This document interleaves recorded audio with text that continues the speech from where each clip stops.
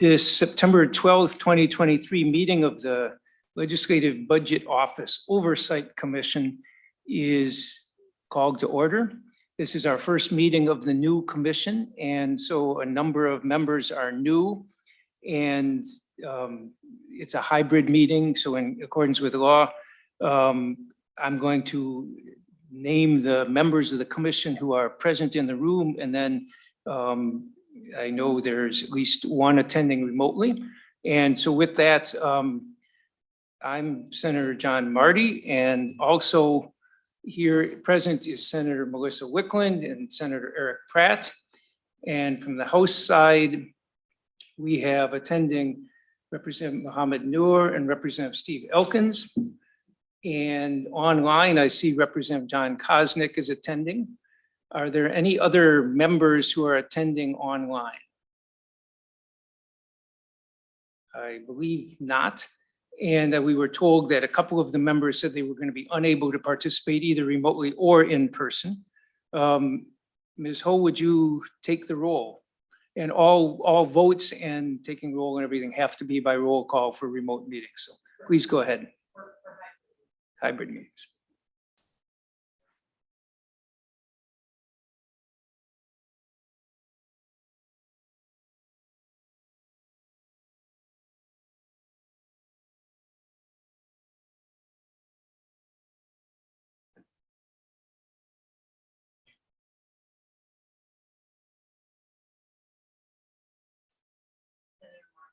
Present. Senator Wickland. Present. Senator Doms is excused. And Senator Pratt. Present. Representative Noor. Present. Representative Elkins. Present. Representative Kosnick. Present. Thank you. Representative Schumacher.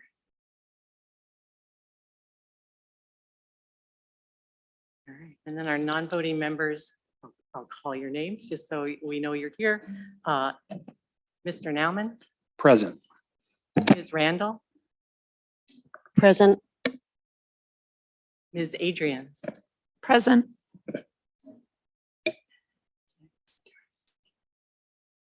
Oh, I'm sorry. And Ms. Mingy. Present. Thank you. Quorum is present. The first order of business would be to review and approve the August 17th, 2022 meetings, which I believe is in members' packets. Is there any discussion or any corrections for the minutes? If not, Representative Noor moves we approve the minutes. Is there any discussion? If not, all those in favor say aye. Have to take the roll. All those in favor of approving the minutes, take the roll, Ms. Holt. Thank you very much. Senator Marty. Aye. Senator Wickland. Yes. Senator Doms. Senator Pratt. Yes. Representative Noor. Yes. Representative Elkins. Yes. Representative Kosnick. Yeah. Yes. Thank you. Representative Schumacher. Thank you very much. With that, The motion passes. the motion does prevail and the minutes have been approved. The next order of business is for election of chair and vice chair for the Legislative Budget Office Oversight Commission. Are there nominations for chair? Mr. Chair, Representative Noor. I'd like to nominate Senator Wickland for the chair position. And this is the Senate turn for chairing it. Are there any other nominations? Any other nominations? Any other nominations? If not, the nominations are closed. And have a motion to, we have to go through roll call to approve by acclamation. Can we do that? No, we'll go through the roll call. Senator Wickland has been nominated. Please take the roll. Senator Marty. Wickland. Senator Wickland. Senator Doms. Senator Pratt. I'll just go Slate. Representative Noor. Wickland. Representative Elkins, Wickland. Representative Koznick, Wickland, Representative Schumacher. Thank you. The motion prevails. Senator Wickland has been elected the new chair of the LBOOC. With that, would we have any nominations for vice chair? And I will make a couple points, one of which is that we traditionally have that from the opposite house. I don't know if it's legally required in the statute, looked kind of unclear to me. But I've been asking some of the House members, and several suggested that Representative Schumacher would be a good vice chair. And he is not present today, and I don't know that anybody has reached him to ask of his interest for it. So I will suggest that perhaps we want to postpone the election of vice chair until the next meeting so that all of the 4 House members can be considered if they're interested in it, and see if Representative Schumacher is interested. But having said that, I will ask for, is there discussion? Is there any objection to postponing it till the next meeting? Mr. Chair, Representative Noor. I don't think there's any requirement in the statute to have the opposite side, but I'll say, I think since we don't have both members in the House Republican, so I just wanted to make sure that we remain bipartisan for the purpose of the LBOC. So I think we can postpone if necessary.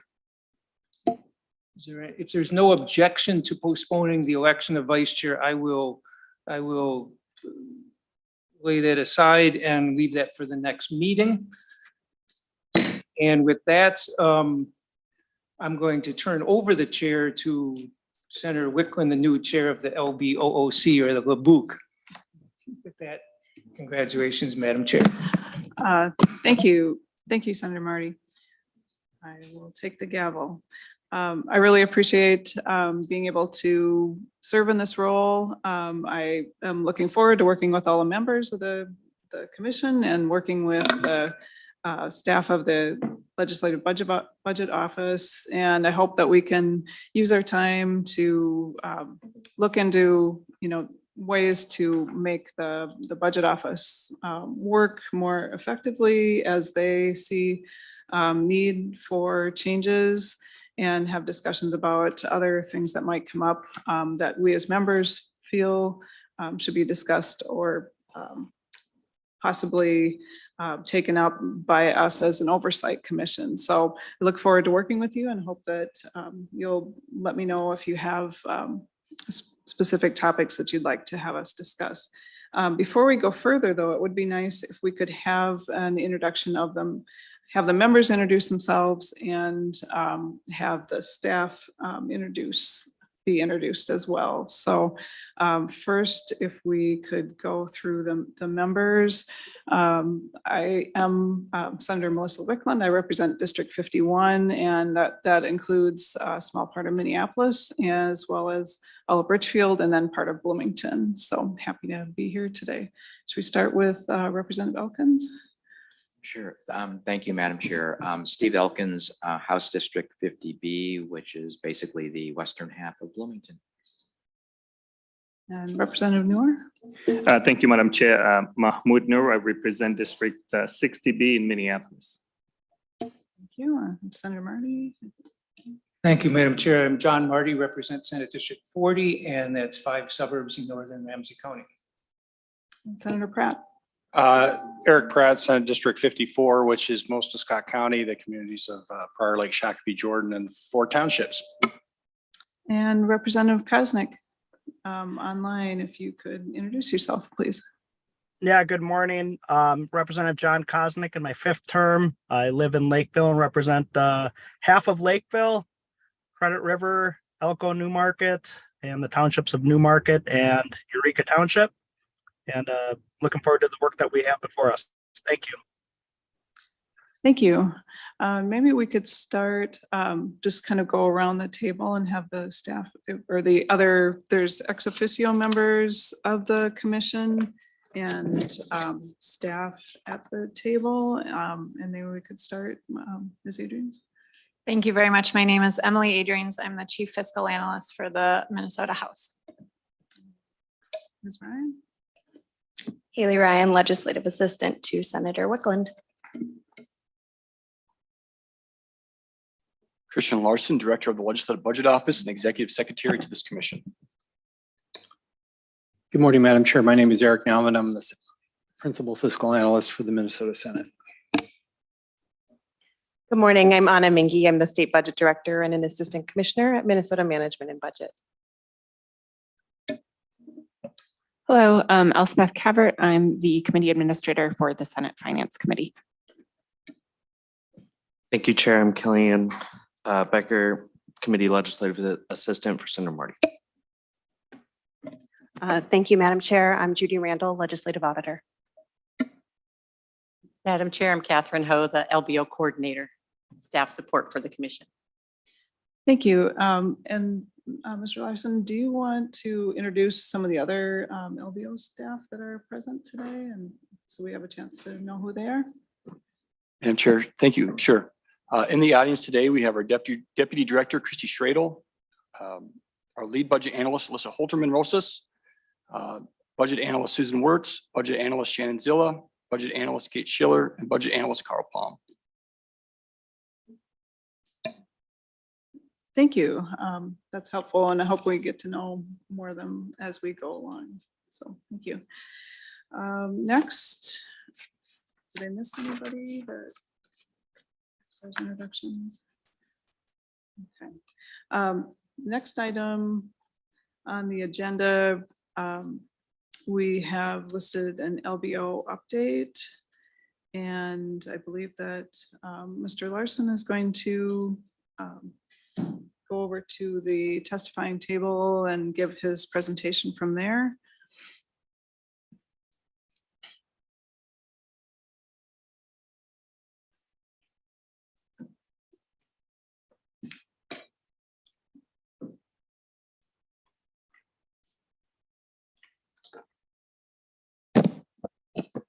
Madam Chair. Thank you. Please state your name for the record and please go ahead with your presentation. For the record, my name is Christian Larson, Director of the Legislative Budget Office. I'm going to share a presentation here, so just please give me a second to make sure I get this shared.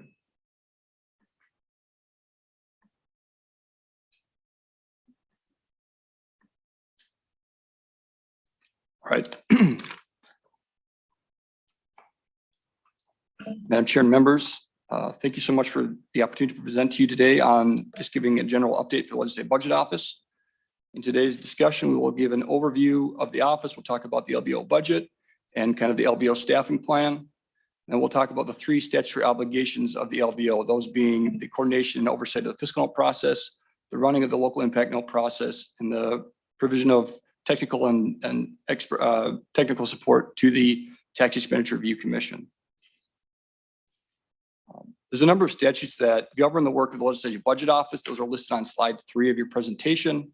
Rather than go through each of these, the one I really want to point you to today is the Fiscal Note Uniform Standards and Procedures. That's a document that we'll be going over later in today's presentation with some proposed changes from the LBO. This document is the document that really runs the fiscal note process and governs how the LBO carries out that work. Again, if we turn our attention to kind of a general administrative look at the LBO, we'll start with the LBO budget. We have 3 sources of funding, those being the general fund appropriation, which comes to the State Government Committee. We are a rider within the Legislative Coordinating Commission budget. Traditionally, we have a statutory appropriation of $207,000 that comes from local government aid through Minnesota statutes 477A.03. And we have access to carry forward funds. So unused funds at the end of the year roll forward into future years. In terms of uses, about 90% of our expenses go towards employee compensation. Depending on the year, we've seen between 88 and 92%, just depending on how a particular year plays out. We have a regular expense of the fiscal note tracking system. The fiscal note tracking system is the technology solution to facilitate the fiscal note process. This was a product developed by the Minnesota Management Budget, and when we took over the responsibility to oversee the fiscal note process, we are using that system, and so we leased that from MMB for about $45,000 per year. And we pay between $5,000 and $25,000 for upgrades, depending on how much how many upgrades we request.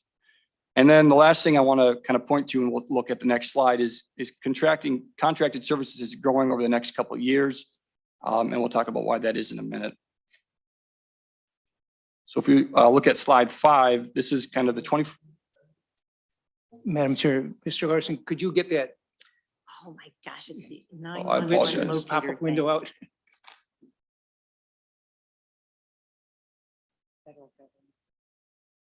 Thank you. Apologies. Madam Chair.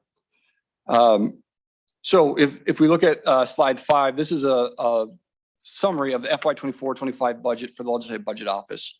Again, we have that general fund appropriation of $5.123 million over the biennium, the local government aid appropriation of $207,000 per year, so $414,000 over the 2 years, for a total of $5.537 million in the biennium. If we look at our carry forward, we're rolling into FY24, almost $1.9 million in carry forward. We expect that to grow into FY25 and grow to a lesser extent into FY26. In terms of our compensation, again, so if you look at our expenses, the vast majority of our expenses are coming through compensation, $4.413 million over the biennium. The fiscal tracking system, about $65,000 per year for $130,000 over the biennium.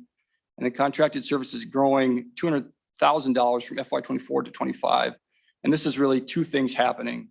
The first is the Tax Expense Review Commission work will kind of come into a full evaluation phase. And as part of that process, we likely will contract out some of that analysis, that more high-level sophisticated analysis. In speaking with other organizations that do things similar to what we do, they say this is part of the process, is contracting out some of that work. The other side, the other piece of that, about $100,000, is to kind of bring someone out from the outside to look at the fiscal tracking system and say, what is the right technology solution for the fiscal process moving forward? Is it continue to use the current system? What does it provide to us? What are the assets that we currently have? What are the limitations? And then what going forward options do we have? And so it's important, we think, to have somebody come in and say, here's what the options are moving forward. And then finally, all their expenses are a little less than $100,000 a year. And just for your information, the last slide, there's somewhat of an appendix at the very end with a little more detail in the expenditure budget. So if you have questions about the detail, please feel free to reach out and I'll respond to those. I also should say, please ask questions throughout. I'm happy to stop throughout the presentation to respond to any questions. Representative Newer. Thank you, Madam Chair. Just wanted to inquire about the contracted services to improve the quality of the system. Is there any way that we're looking at integrated system whereby someone can see the bills that are being introduced, and then wherever they are at that point, that you can quickly connect to the fiscal note? Sometimes, you have to go to different places in a more setting whereby it's easy to access and also to be able to provide that information to the public. Mr. Larson. Madam Chair and Representative Newer. Yeah, that's something we definitely think should be considered as we look at what are the limitations of the current system. That's definitely one of them, right? It's not integrated with, if we think about kind of a common piece of information, like the bill number should be able to tie to a lot of different things. We are very early in the process of saying, like, what is the future? What options are there? What off-the-shelf products are there versus kind of custom build versus, but we're just very early in that process. And so certainly we don't have any answers at this point, but it's something we definitely want to kind of pursue and say that that's probably an important thing, functionality for the legislature. Thank you. Please continue. Or whether, Senator Pratt. Thank you, Madam Chair. Mr. Larson, can you maybe explain what you're buying with the contracted services? Yeah, so that is the two things. So currently our contracted services is really information technology. I mean, it's computer services. The Tax Expense Review Commission this year will need some kind of sophisticated statistical analysis software. And so that's what's in FY24. In FY25, that additional $200,000 would be to have someone look at the fiscal tracking system for us and say, here's what the functionality is and here's where we want to go with it. So that's about $100,000, we think. And then the other piece would be to have people contract out some of the analysis of the Tax Expense Review Commission so that some of that more sophisticated modeling that may need to take place that is maybe beyond our ability still takes place, and so that information is provided to the legislature. Again, we communicated with other offices that do similar work for legislatures, and they do contract some of that out. Senator Pratt. Thank you. Madam Chair, Mr. Larson, is that a separate system from MMB then? So the fiscal tracking system that's what MMB possesses, and that's the technology solution that supports the fiscal process. Other technologies would be something that would then be through our office. It would not be something that we purchase. And just to be clear on the fiscal tracking system, in statute, we have operational control of that system. It's just that we don't own it. And so then we lease it on an annual basis. Senator Pratt. Thank you, Madam Chair. And Mr. Larson, it's not managed by Minute then? It's managed by a third party? Mr. Larson. So Minute is the one that does the updates. So MMB owns it. Minute does a lot of the updates along with MMB. Senator Pratt. Thank you, Madam Chair. So, Mr. Larson, I'm just kind of curious. So if MMB owns the system and Minute is managing it, I'm just trying to figure out the expense in your budget, since it seems to be a fairly common system that's owned and managed by other areas. Mr. Larson. So the annual lease, the $45,000 to lease it it's a proprietary system of municipal management budget, so that we are purchasing it on an annual, or leasing it on an annual basis to use that system. And then Representative Koznick you have your hand up. Do you have a question?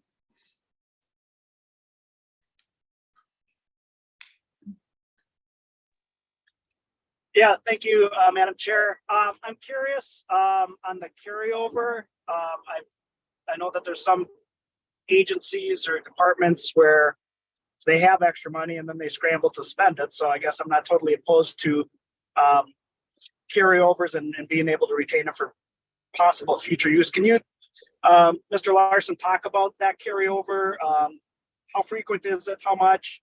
And what are future uses, additional compensation or other uses? Can you clarify that, please? Mr. Larson.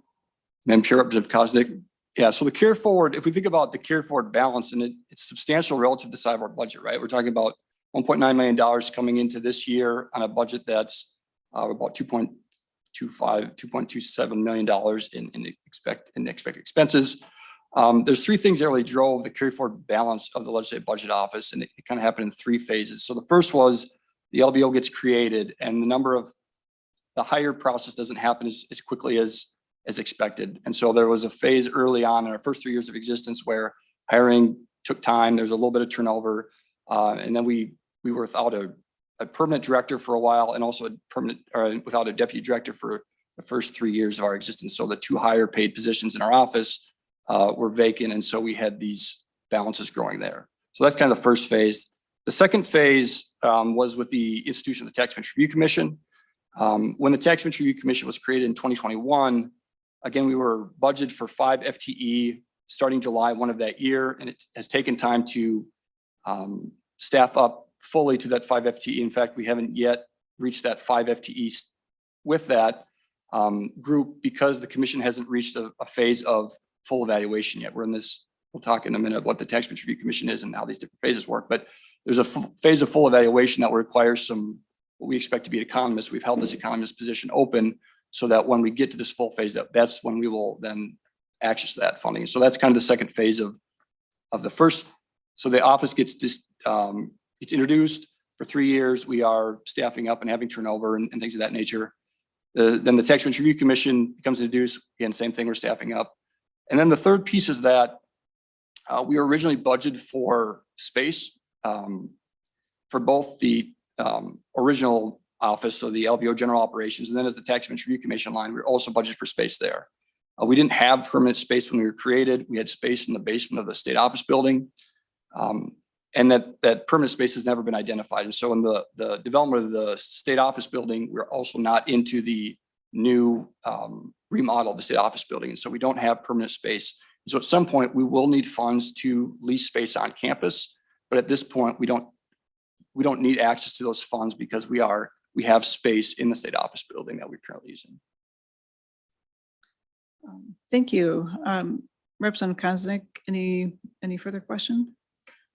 No, Madam Chair, I appreciate the explanation and I apologize if people can't hear very well, but I appreciate the explanation. Thank you. Representative Elkins. Yeah, Madam Chair, Mr. Lester, it's my understanding that there's no provision for LBO to be in the remodeled state office building as well. So I think when we've talked to, been looking for permanent space in the Centennial Building. Is that still the case, or is there an alternative plan now? Mr. Larson. Madam Chair and Representative Elkins. So that plan has updated a little bit in that the Centennial Office Building has been identified as swing space for all state office building employees. And so we are part of the plan for swing space. So for the next 2 years, we will continue to be in the Centennial Office Building. We won't have a lease with that cost because that lease is getting rolled up into, or the expenses for this use of the Centennial Office Building is getting rolled up into the move. And so for the next 2 years or 2 to 3 years or however long the remodel takes, we will be part of the swing space operations in the Centennial Office Building on the first floor. From that point, we will then need to identify permanent space for our office. Okay. Any other questions? All right, please continue. Madam Chair, thank you. So if we think about the major cost driver in the office, it's our staffing. And so our staffing plan, we have 18 FTE available to us. At this time, we have 16 FTE, 16 positions currently filled.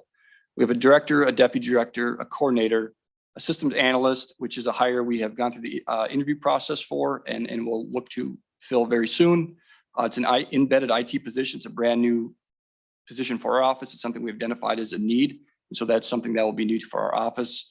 We have 3 lead budget analysts, 10 budget analysts, and a vacant economist position. And again, that economist position will be filled likely in the coming year as the work of the Tax Expense Review Commission moves from kind of initial phase of research into a full evaluation phase where some more sophisticated analysis will be needed. As we think about how we budget that within the office, we have 13 FTE budget for fiscal notes, local impact notes, and general operations, and 5 FTE budget for the Tax Expense Review Commission. And this doesn't mean we have 13 people and 5 people working respectively. Rather, we try to be responsive during session and in the interim of where our work needs to be associated. So we budget 13 and 5 FTE, but we don't have people budget 13 and 5. So that takes us through our kind of look at the administrative impact of the legislative budget office. Now we'll kind of look at those statutory obligations of the office, the first being fiscal notes. On slide 7, so I'm going to walk you through 4 different slides or charts around fiscal notes to kind of give you a sense of the work associated with that, with fiscal notes. The first slide is slide 7. And it's important to realize in this data, we're really talking about within the legislative session. So these are all dates within the regular legislative session. Anything outside of that, I didn't include in this data from the sense that we want to compare apples to apples. There is fiscal note activity that happens outside of the regular legislative session. We just haven't finished the 2023 kind of fiscal note year as we consider it. And so you'd be comparing full years to a partial year, where if we just look at dates of the regular session, then we're kind of comparing apples to apples. So on slide 7, the gray bars is fiscal note requests and the teal bar is the fiscal note completions. And then what I really want to point you to start is if you look at the odd number years, 2015, 17, 19, and 21, or operating budget years, you can see we have about 1,000 fiscal note requests that occur at least 2015 through 2021. And this last year, there was over 1,400 fiscal note requests, an increase of over 40% in total volume of requests. And a similar trend actually happened from, if we look at the even number years, 2016, 18, and 2020, about 570 requests coming in a non-operating budget year. And last year we had 850, so that's also an increase of over 40%. So the last 2 years we saw a large increase in the volume of fiscal note requests as compared to historics. And now if we look at the comparison of kind of the gray bars to the teal bars, in a given session, usually about 70% of fiscal notes get completed that get requested. The 30%, the rest of them get inactivated, they're no longer needed, or they just don't get completed. If we look at this year in particular, 2023, we were at 88% of notes completed that were requested during session. At the end of session, we had 60 outstanding requests. I think that's down to 15 now. Some of those get inactivated after session, or they get completed, or whatever else it might be. So that's the total volume, and we often measure our office's work around fiscal notes in total fiscal requests completed, because that's the actual output we're producing to the legislature. If we talk about workload, we tend to look at what we call agency assignments. So on slide 8, again, the gray bars are fiscal note requests and the gold bars are agency assignments. And an agency assignment is every agency piece of a fiscal note. So if there's a fiscal note request, it comes in, there's 3 agencies on that note, we consider that 3 agency assignments.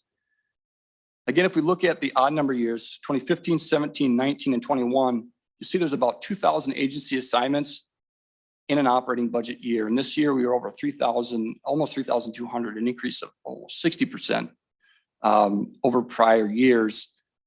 And so that's how we measure workload. And that's when we start to think about what stretches agencies during the session and what stretches our office during session is that number of agency assignments. And so we saw a very large increase relative to historics in that regard.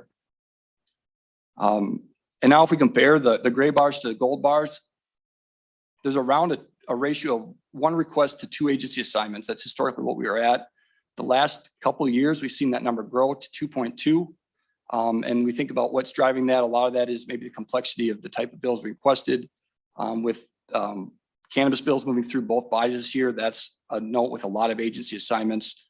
If we think about the 2022 regular session, we had notes with employee licensure, which has impacts a lot of agencies. And so those are bills that kind of drive up that number of agency assignment ratio compared to the number of requests.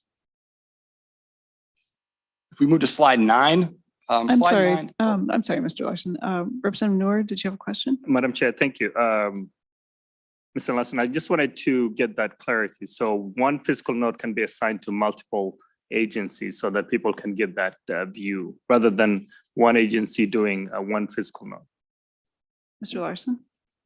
Madam Chair, Representative Noor, that's correct. That one fiscal note could have 1, or it could have 5, it could have 15. It just depends on how many agencies are impacted by a particular piece of legislation. Thank you, Madam Chair.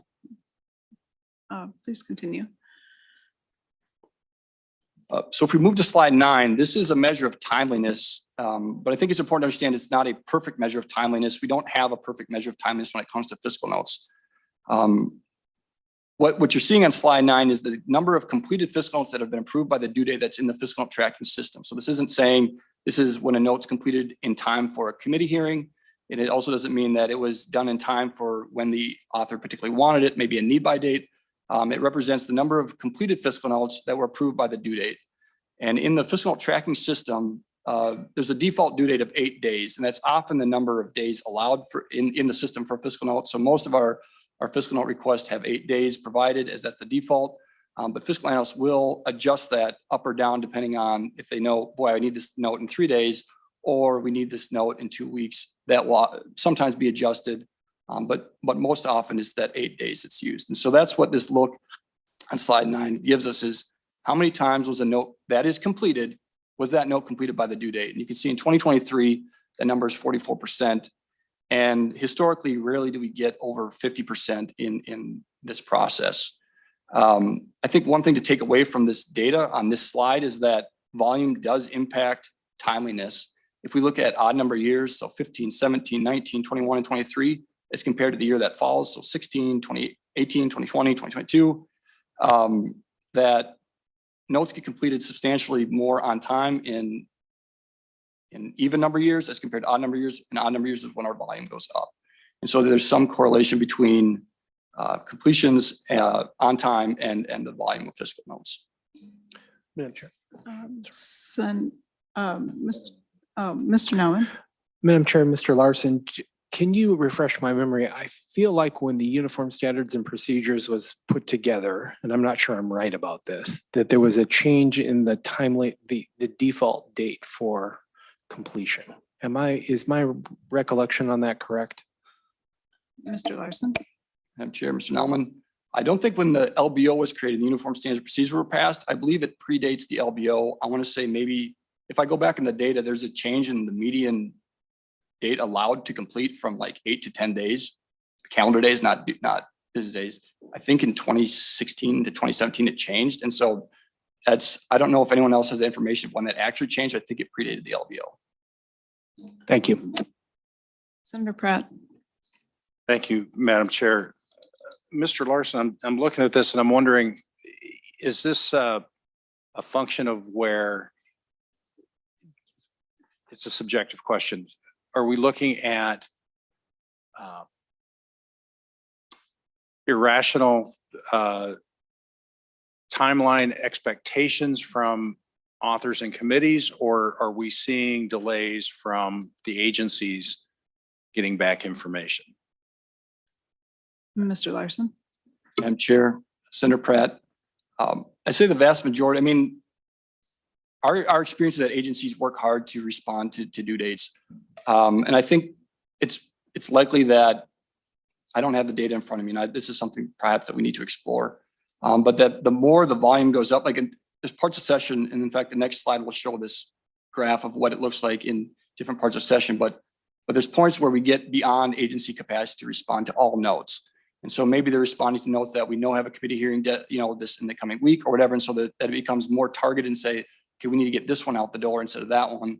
Our experience is agencies do work hard to meet requests, and that we are off as an office in very consistent communication with both committees and agencies to say, okay, if we have this many and this many can't get out, which ones do you have to have right now, right? And so I think it's probably, for the vast majority, I think the expectation, and if we think about just percentage historically, things have not really gotten over 50% too often. That's probably somewhat of a rational expectation. There are certainly times when, and we work with agency on this, but we think that maybe the dredging and feed or whatever else it might be, that's not our general experience the vast majority of the time. Okay. Thank you. Can continue on. And then this last slide, speaking to fiscal notes, is really around just a look at what does a regular session look like? Regular is not the right word. What did this last session, what did 2023 look like in terms of bi-weeks of session? Because if we think most of our work happens during the regular legislative session, that's true, but really it's squeezed into fewer weeks than that. And so again, I'll work around fiscal notes. If you're looking at slide 10, the gold line is your agency assignments, gray line is your fiscal note request, and your teal line is your fiscal note completions. The gray and gold line are going to mirror each other pretty substantially because whatever is in a gray line is going to turn into some amount of agency assignments. I think what's important to look at for the gray and gold lines is we see that work ramps up till, and it's usually around first and second deadline. So work really spikes all the way up to the second deadline and then falls relatively quickly in terms of the number of requests. What's important to think about this graph for 2023 is that everything moved to the left and up so everything moved up the vertical axis and to the left on the horizontal axis, meaning normally in a week one of session. So before this year, if we look at years 2015 through 2021, we haven't had more than 10 requests in week one of session. This year we had 40. We haven't reached 100 requests in session, I think, until week 6 historically. This year we did it by week 3. And so everything just got moved up and over, right? And in terms of the fiscal request volume. I also think the important thing on this graph is to understand that the fiscal completion line is substantially smoother than the fiscal request line. And I think that speaks somewhat to Senator Pratt's question is what's causing this ability to get notes done on time and how quickly and things like that is it appears that there is somewhat of an upper bound of agency capacity at any given point in time in session. That if that line was really variable week to week, we'd think that maybe that, we could move things up. Because that line's relatively smooth, it seems that there is somewhere in the system, there's an upper bound of capacity of how much output can be produced in terms of fiscal notes. Representative Elkins. Thank you, Madam Chair. I would make the observation that some of this is because the bottlenecks we experienced in the revisers queue as well. We really weren't producing any bills in the fall, which members can submit requests for fiscal notes in advance based on draft bills. But since they're weren't getting any draft bills in the fall, it wasn't possible to do that. And then as we got into the session, the revisers queue only grew larger, and we were seeing a large number of fairly complicated bills that didn't come out of that queue until mid-February or later. And I think that's, to a significant degree why we're seeing the spiking the way we see it in this chart. Thank you. Thank you. Go ahead. Continue, Mr. Larson. So that kind of concludes my discussion around fiscal notes. And now we'll move on to local impact notes. Again, another statutory obligation of the office. So in terms of local impact notes, I think the important thing to do is kind of understand how it contrasts with the fiscal process, where the fiscal note process is very high volume and rapid kind of deadlines and output. Local impact notes, we get substantially fewer requests, and the timeline on local impact note is substantially longer. To complete a local impact note, we partner with representative organizations, so like the League of Minnesota Cities, Association of Minnesota Counties, school board groups, to make sure. So what the LBO is, we develop a survey to collect data, work through these representative organizations. They send it out to the various groups of the various entities. They have a certain amount of time to respond. They respond back. We synthesize that information. We collect other information we have available to us, and then we draft up what we expect to have as a reasonable estimate for local units of government. In terms of kind of the variability of volume of requests, we had 2 requests from 2020 through 2022. And actually, we had 2 requests in 2020 and then no requests until this past year. And this year we have, it says 5 requests. We actually received requests last week, so we're at 6 requests for 2023. And as of the beginning of, as of now, we have 2 requests completed.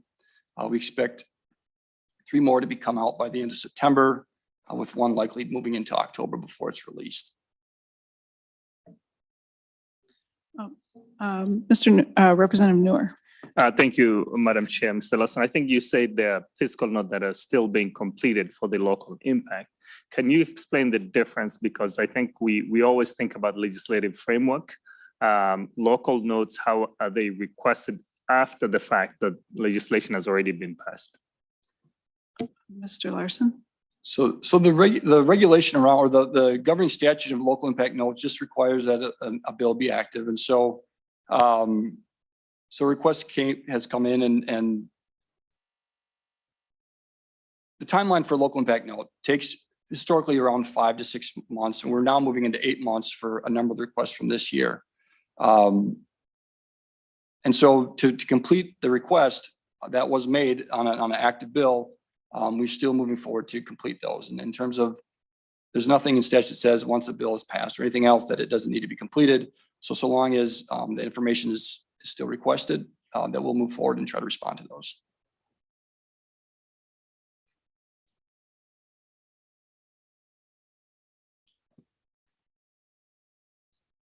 Senator Pratt. Madam Chair, maybe just a comment is, there is an extended timeline for doing the local impact notes. And I know that, I personally requested one, I think back in February, that wasn't fully completed until August. And so I think that's part of why we're seeing the delay in these local impact notes. Because I think there's still a few that I'm waiting on. Mr. Larson. Madam Chair and Representative Pratt, that's correct. They're still waiting on the cannabis bill to be local impact, to have that note completed. And Senate File 1298, which is the tenant rights bill, also to be completed. Thank you. Okay, please continue. So the last statutory obligation of the Legislative Budget Office is provide the professional and technical support to the Tax Expense Review Commission. The Tax Expense Review Commission is charged with reviewing Minnesota tax expenditures and evaluating their effectiveness and fiscal impact. This commission was created in 2021. It became active in July of it became official in July of 2021. And that statute was updated in 2023. And I'll talk about what that update was in a minute when we look at the next slide. When that commission was created, the LBO was appropriated for 5 FTE along with some support funding to support contracted services and things of that nature. The commission first convened in April of 2022. Their work really became came into earnest around June of that year, and they met throughout that summer and into the fall. They have yet to convene this year. They're still waiting on a couple appointments. So once that commission appointments are made, we imagine that work will pick up from a commission standpoint, not necessarily just, we're continuing to provide work around it. We'll talk about that in a minute as well. But as that picks up, certainly that'll impact the LBO in terms of supporting another commission. Each December, that group is required to provide a report to the legislature. And the first Tax Expenditure Review Commission report was released in December of 2022. In terms of kind of describing the work that they do and how that then impacts the Legislative Budget Office, there's two phases to the work of the Tax Expenditure Review Commission. The first phase they call an initial review, and this is in statute. So in statute, there's two phases that's required. The first phase is what they call initial review, and this is to identify the purpose of each tax expenditure, with the idea being that to be able to evaluate something, you have to know why it exists. So if we can define a purpose, and then we can say, think we evaluate it against that purpose, is the general concept of why the legislation was crafted in that regard. So there's initial review phase, and then there's a full review and evaluation. And this full review and evaluation requires that every tax expenditure be reviewed at least once every 10 years by the commission. There's 9 criteria in statute of what a full evaluation entails. Much of that criteria requires the LBO to provide research and analysis. And also the Department of Revenue also has some requirements around incidence studies and also provides data for many of the evaluations. And again, the LBO may contract out with some outside parties for certain types of evaluations. In terms of how the statute changed this last year, when the statute was originally passed in 2021, it was very kind of chronological in that the initial review phase would happen over 3 years, followed by the full review and evaluation after those are completed.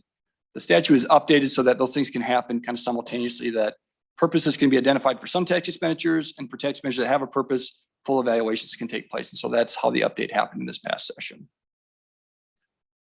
In terms of the work of the supporting the commission thus far, so there's 316 tax expenditures listed in the tax expenditure budget, which is produced by the Department of Revenue. And that's really the baseline kind of document and budget that drives the work of the commission of saying this is kind of the sphere we work in. Of those 316, 104 have purpose statements in statute. So whether it's session law or in statute, 104 already have purpose statements. That leaves 212 purpose statements to be identified by the commission. That means the LBO does legislative research, goes back on the legislative record and say, what does the author say this purpose is? If it can't be found there, then we'll do research in other states that have similar tax expenditure provisions. Do they have a purpose listed? If not that, then we'll go into kind of academic and industry research and say, here's what the literature says a purpose might be. And so then we collect that information, craft a proposed objective statement, provide that for the commission to review. And so at this point, we have 72 objective statements ready for commission consideration. And that as of the beginning of September, I'm sure there's a few more completed since then, but since the beginning of September, there's 72 ready for commission consideration. And that leaves 140 for the commission, for the office to develop objective statement proposals for moving forward. Mr. Larson, can you comment a little bit? So some of the LBO staff work on fiscal note work, and some of them, and they also work on this tax expenditure work.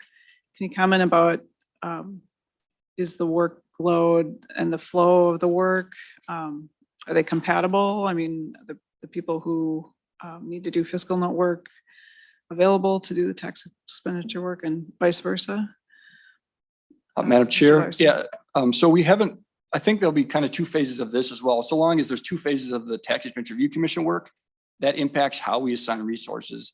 Also, the high volume of fiscal notes this year impacted how we assign resources. And so during session, we had 1 person fully assigned to Tax Expenditure Review Commission work, that solely was their responsibility.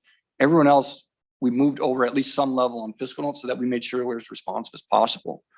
I think in the future, when we move to the full evaluation phase, especially when we hire that economist position, it's likely we'd like to have more than 1 person, likely 2+ people spend all their time on Tax Expenditure Review Commission work, which then would impact what we have available to the fiscal note side. To make sure that all those are moving forward at a necessary pace. And then as a result of us moving so much resources over during session, we've been more aggressive moving resources over during the interim to kind of make up for that work that could have been done during session of the Tax Expenditure Review Commission. Also, this initial phase, this initial review phase is very research intensive, and it's hard to say, like, if you go back into the legislative record from 1970, that's a really slow and process and say like, I gotta listen to 8-hour committee hearings and maybe I'll hear something about, right? Like it's just very, this initial phase takes time. And so we've moved more people over to respond to that. I think in the future, we'll probably have to reconsider how we assign resources so that when that full evaluation phase, we're a little bit more structured. We're doing an actual evaluation of something. We set the boundaries. It's a little bit more predictable. And so that will probably have a little bit less swinging back and forth moving forward at some point. Thank you. Are there any other questions? Representative Elkins. Thank you, Madam Chair. Mr. Larson, I know that, do you have any idea when this commission, which I've also pointed to, might be able to meet? I mean, the last time I checked into it, the obstacle was that the Senate DFL caucus said it's still not named its appointees. Is that still the case? Mr. Larson. Madam Chair and Representative Elkins, that is the case right now. Is that we're still waiting on those 2 appointments. Yeah. I'm on several LCC committees that are still unable to meet because the Senate DFL caucus has not named its appointees. Any other questions? You can proceed, Mr. Larson. So that concludes my update of the Legislative Budget Office. Again, happy to respond to any questions now, or if you want to follow up, I'm happy to respond there. Providing your information is my contact information, also our contact of our Deputy Director, Christy Schradel, and the contact information of our office. Senator Pratt. Thank you, Madam Chair. And I'm sorry, I'm having one of those moments today. I went back to the last page where you've got the more detailed budget. There's a $200,000 increase. And I know you explained that, but can you just help me understand that one more time? And then what do we expect in FY 26, 27? Do we expect that to go back down to 0 or 50 or? Mr. Larson. Madam Chair, Senator Pratt. Yeah, thank you. So one thing I should point out is I made an Excel error in the 2 summary documents. So you'll see that this contract services is $26,000 off between the 2. The contract service that I included in that very small summary document includes an additional $26,000 for kind of computer services that then got thrown into a different line item on this more detailed one. Is just going back and forth between the accounting system codes versus how I wanted to present it. So I apologize for that. But in terms of that $200,000 change, that is the same. And so you'll see this, what essentially is in that last page says in FY 24, 0 to $200,000. So what makes up that $200,000 in FY 25 is us trying to bring in a vendor, a third-party vendor to review the fiscal note tracking system so that or what technology solutions are available for the fiscal note process. Is the current system the best one available? Is that is it accomplishing what we need to accomplish? We know there's challenges from things like accessibility, like meeting accessibility standards. The current document does not meet accessibility standards. And so that's something we need to consider, like what is the solution to that? From a sense of user input. So there tends to be some challenges to user input, but I imagine with any system that you have, there's going to be some challenges for some capacity. So the question is, what does the current system do that we need it to? What does it not need it to accomplish? Financially, is it the most efficient way to use our funds? Because from a cost standpoint, when we were created, the reason that it was decided that we would go to the system where we lease the system, it's substantially more cost effective in that we contract through Minute and MNB, and that we don't have to own it. We don't have to own security kind of infrastructure, all these different things that would add additional cost if we would just buy the system itself and move it over. And then if we think about a brand new system, maybe that's more integrated into other systems or whatever else it might be, there'd be substantial investment in that as well. And so when the office was first created, it was decided to go into the system where we just use the current system and lease that from a financial and functionality standpoint. Of course, is that still where we need to be? As the system gets older, is it time to look at a new system? But that's part of that contracted services is to look at that. And then the second piece is just contracting out work of the Tax Expense Review Commission for service that we don't have the functionality to provide. Is there a certain level of sophistication of analysis that we don't do? We haven't started those evaluations yet, and so we don't know if that's 100% the case. We just know when talking to other legislative budget offices in other states or other offices of legislative auditors from other states that do tax expenditure evaluation, that they do contract out some of that work. And so that's what we plan on using, that contract services. So in terms of how that means going forward into FY 26 and beyond, Likely the Tax Increment Review Commission will have continued contracted services included. Work around the fiscal note tracking system would really be reliant, would depend on, do we need to move forward and say, okay, this system really doesn't accomplish what we need it to, then we'll have to move forward and say, do we need to purchase a new system? Do we not? Like, there may be costs moving forward with that, but it could be that it's a one-time, we look at it and says, no, this is the best option that we currently have. We'll move forward without more expenses. Senator Pratt. Thank you, Madam Chair. So, Mr. Larson, if I understand, there are a couple of outcomes, right? One is LBO could have their own system. LBO and MMB could decide to migrate to a new system. Or we could make enhancements to the current system. And are MMB and or Minute financial partners in this with you? Mr. Larson. Meaning, do they also put cost into the system each year and of that regard? Well, are they contributing to the third party evaluation? Mr. Larson. Madam Chair, Senator Pratt, they would not, this would be, so they own the current system, so that's their participation side of it. A new system would be something that we would explore, and so that they would not be a part of that. Okay. Any other questions at this point? Okay, great. I think members, if you have questions, please feel free to reach out to the office and ask those questions about this presentation.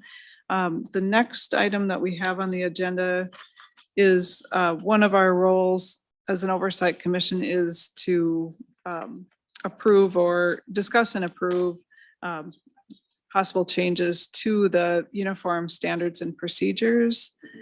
And so we have a presentation. You received the information about the proposed changes that the Legislative Budget Office has come forward with. And now we will have a presentation to kind of go through those. And you can ask questions about these proposed changes.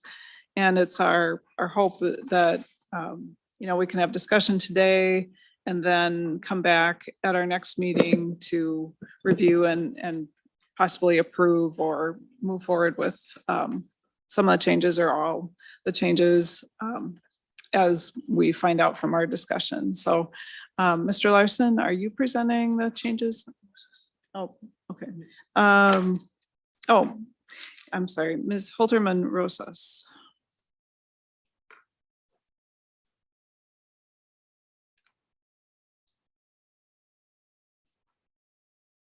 Thank you for coming forward, and please state your name for the record and go ahead with your presentation. Thank you. Good morning, Madam Chair and members. My name is Alyssa Holterman Rosas, and I'm one of the lead budget analysts with the LBO.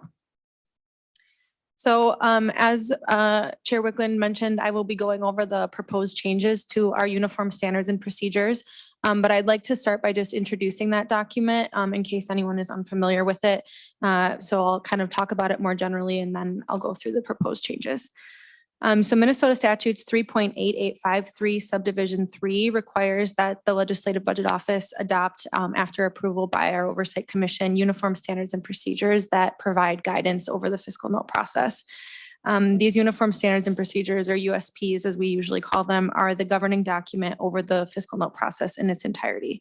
The Oversight Commission is required by statute to approve the initial version of these USPs and then to consider any subsequent proposed changes that are brought forward.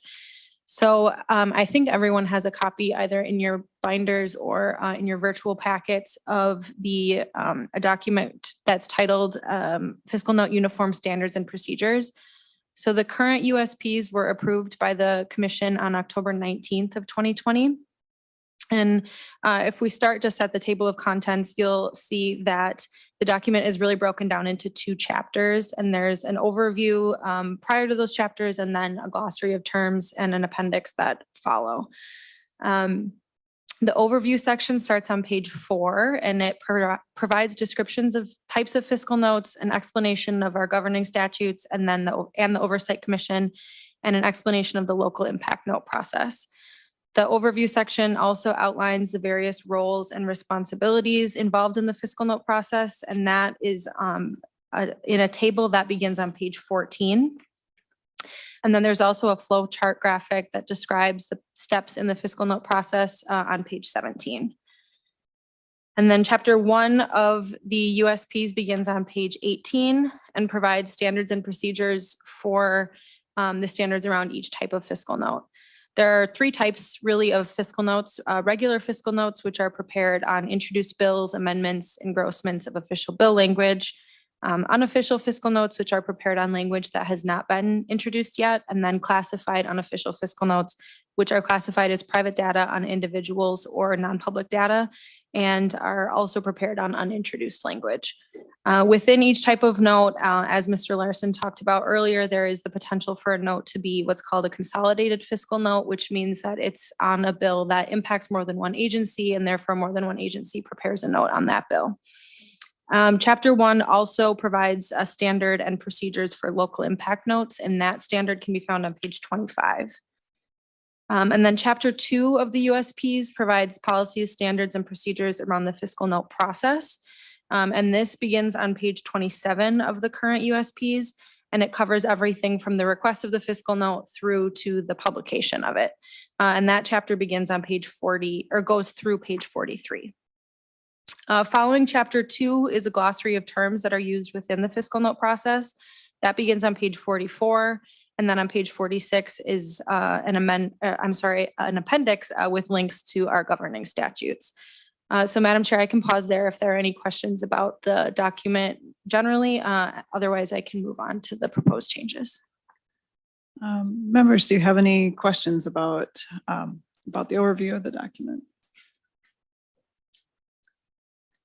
I am not seeing any questions, so you can proceed with the proposed changes. Thank you, Madam Chair. So then moving on to the proposed changes that the LBO is bringing forward for the Commission's consideration. You should have a document titled Fiscal Note Uniform Standards and Procedures 2023 Proposed Changes, and I'll refer to this as the summary document throughout my presentation. The LBO is proposing 7 changes for the Commission's consideration. There are page breaks in the summary document between each proposed change.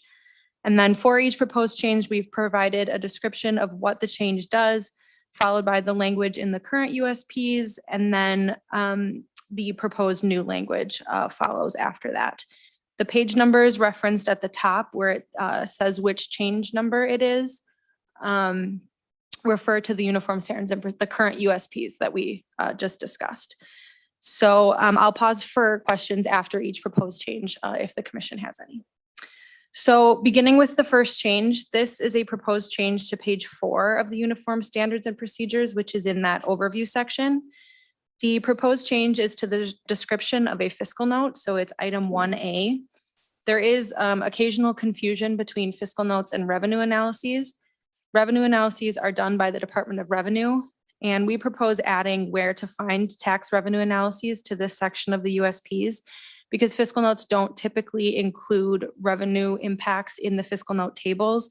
We want to make it clear where you would find those tax revenue impacts if they exist for a given bill. And we'll talk a little bit more about tax revenues in changes 3 and 7, but that is the first change. So Madam Chair, I can pause there. Members, do you have any questions about this first proposed change?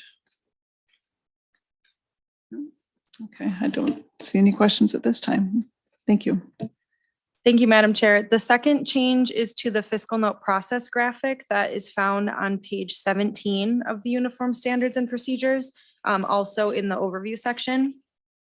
On page 2 of the summary document, you'll see the current process graphic. And then on page 3 of the summary document, you'll see the proposed new process graphic. So the substance of all of the steps in the graphic remains the same. There are just a few wording changes that you will find in the 6th and 7th steps, if counting down from the top. Those changes are in text boxes that begin with LBO analyst reviews and then completed fiscal note. The other changes to the graphic are changes to the aesthetic of it and then the removal of the red arrow and words on the right side of the graphic. Currently, that part of the graphic describes a typical timeline of a fiscal note being 8 days. But that really refers to the default due date in the fiscal note tracking system. On average, fiscal notes take about 10 business days to complete. Again, as Mr. Larson mentioned, the default due date is 8 days, but a fiscal analyst requesting requesting a note can select the default or one that due date that is shorter or longer than that. But those are the changes to the proposed changes to the graphic. So I can pause there. Members, any questions? Senator Pratt. Thank you, Madam Chair. One of the things I'm thinking about on this is I think it's helpful to have the typical timeline. Would it require this commission? Would it require legislative change to say kick that out to 10 business days? And Madam Chair, the other thing I'm thinking about is the idea that we have fiscal notes requesting a due date that's below the standard. And those should be used only in emergency situations, probably with the sign off of the majority leader or the speaker. I'm wondering how we can maybe add some more, what's the word I'm thinking? I'm sorry, I'm having a problem with my words today. The structure, some more meat around the fact that there has to be timeliness, not only for the backlog and the agencies, but to make sure that we've planned out our committee work in a timely manner. And I think this goes a little bit to Senator or Representative Elkins' comments earlier. Can I ask Senator Pratt, do you want, or are you suggesting that the typical timeline is helpful so that people have an understanding of what an adequate timeline is? Is that what you're getting at? Or is it that you, or not? I just want. Madam Chair, I do think it's helpful to have the typical timeline there. But if the typical timeline is in reality 10 days instead of 8 days, I'm also trying to figure out what the process is for making that policy change to 10 days so that every legislator knows when they go in to request a fiscal note that they should expect 10 business days in order to get it back. Mr. Larson, did you want to comment on that? Madam Chair and Senator Pratt. So one thing I will say is that although the median or average days is around 10 business days, it's really variable. And so if we think about like the cannabis bill with, I can't remember how many agencies are on there, but a lot, like that one took substantially more than 10 days. And then there's certain notes that are relatively simple that can be done in a much quicker timeline. And so while we can say that like there's an average amount of time it takes to complete a note, each note is somewhat unique in that regard. And so, we can say like, we can set a certain amount of time. And in terms of requirements for changing the fiscal tracking system to have a default due date of 8 to a different date, I don't believe there's anything governing that can't be changed. I don't know if Ms. Mingy or Mr. Nalman or Emily, Ms. Adrians have any other ideas around that, but I don't believe that's the case. I think that could be something we just asked to be changed in the system. But the question is in terms of expecting 10 dates they're unique and some take longer, some take shorter. I guess it's just, I would just add that to the conversation. Any other thoughts about Senator Pratt? Well, thank you, Madam Chair. I would suggest that we leave the typical timeline, change the number to 10, and then maybe add a kind of a footnote that would suggest that it's dependent upon complexity of the fiscal note. Mr. Larson, I don't think anybody's going to complain if you get it done early. But I do think this is helpful, I think, for legislators and staff to know that this is typically what we see and this is what you should expect. And then we can talk about, expedited fiscal notes on top of that and what it takes in order to get, let's say, a 3 or 4 business day fiscal note done. And again, we're not stopping you from getting it done early, but, and if it is done early and it's very simple, great. But I think most legislators ought to realize that if you're going to request it, you should be expecting 2 business weeks. Madam Chair. Mr. Nolan. Madam Chair, I certainly don't want to get in the middle of this, but I do want to just offer, maybe ask a question first. I think in the original graphic, the 8 days was based on the default. When we go into the system, there is a default completion date of 8 days, if my memory serves. And I'm seeing nodding heads, so I think that's right. And that's the date that I was asking about earlier. I think there may be a difference for the commission to wrestle with. If the graphic is intended to reflect sort of an average amount of time, or maybe an average or a median time. I think you could think of a number of examples of what would be a representative example. I think what the LBO is doing here is moving away from that day to reflect a difference between what the default is when we go into the system. So if fiscal analysts, when they are requesting on behalf of the Ways and Means and Finance chairs a fiscal note, it will default to 8 days unless a different date is assigned. And that date that was in the original graphic was intended to reflect that default. But now with some experience, it doesn't reflect really what the reality is, and the average might be higher, might be lower. I think the LBO can speak to what that looks like.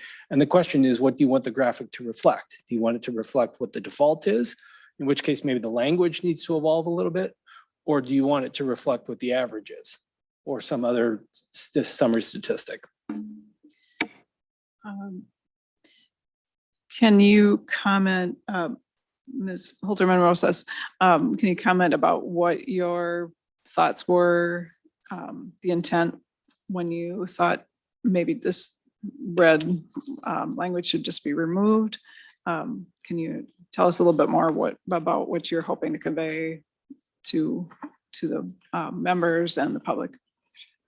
Yes, thank you, Madam Chair. Yeah, I believe that Mr. Nauman was correct in his summary, and Mr. Larson can correct me if I'm wrong as well, but it was really to clarify that what it said before was really talking about that 8 default days, whereas I think if the intention is for the graphic to talk about sort of the reality of the summary statistics, then we would want to change that date. But I think removing it was to remove any confusion there. And can I ask a question then? How would you like to see us convey to legislators and other stakeholders, I guess, what reasonable expectation is, or information that can help them understand, how long they should expect this to take? Is there a different way that you would, other than that red line with those?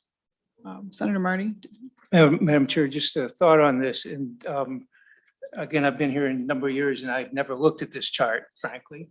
And when, as a legislator, when you have a bill that's going to need a fiscal note,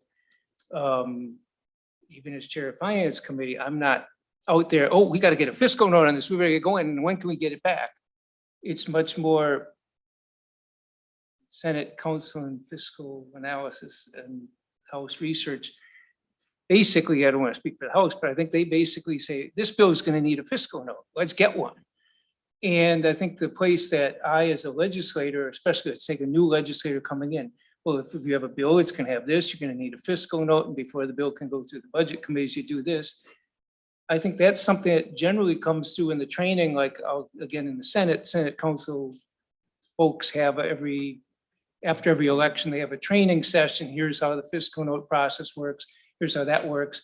And realistically, I think that's where most members get their information on it. I don't know that, again, I've not been a new member for a long time, but I don't think newer members are sitting there going through this book and saying, oh, fiscal notes, I'm going to have to get one 8 days, 10 days, or whatever. And I I don't really care what the wording is in here, but I don't think most members are getting their sense of how long it takes. I agree with Senator Pratt that people do want a sense of how long things take, but I think the most common way you get it is by asking, I wouldn't call LBO, I'd call our Senate staff for that. So I don't care if we put 8 days, 10 days, or no days in there. I just don't think realistically that that's where most members are going to get their information. Senator Pratt, did you? Or, I'm sorry, did you? Well, Madam Chair, thank you. And Senator Marty, I agree, you know, no, we haven't looked at that standards and procedures, and maybe we should more often.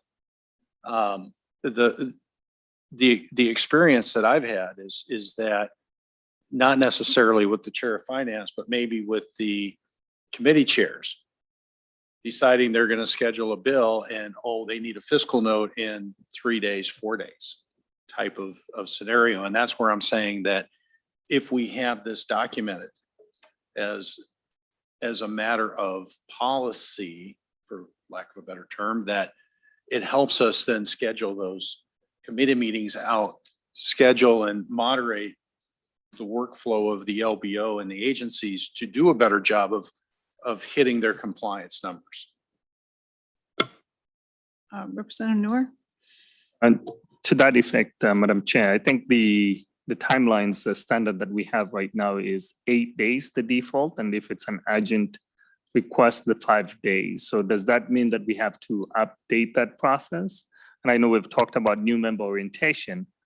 Everything you learn during orientation, you forget the next day. So I don't know how that will work, but I just wanted to make sure that we get a clear guidelines so that even the chairs are well informed about what the expectations are.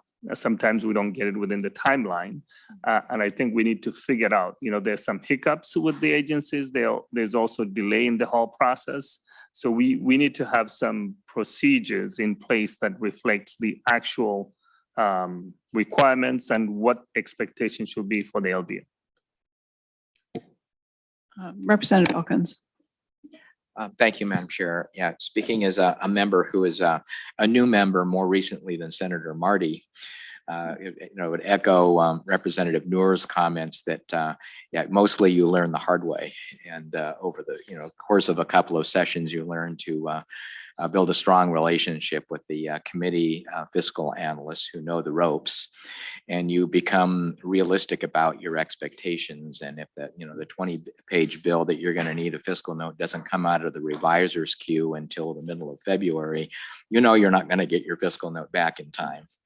And you have to become more realistic about what the expectations are, and do the best you can as a legislator to make sure that even before your bill is ready, that the people that that the job of assembling the information to create that fiscal note are informed of what's coming down the pipeline, so that the people in the agencies who are doing a lot of the work have a heads up, basically. So.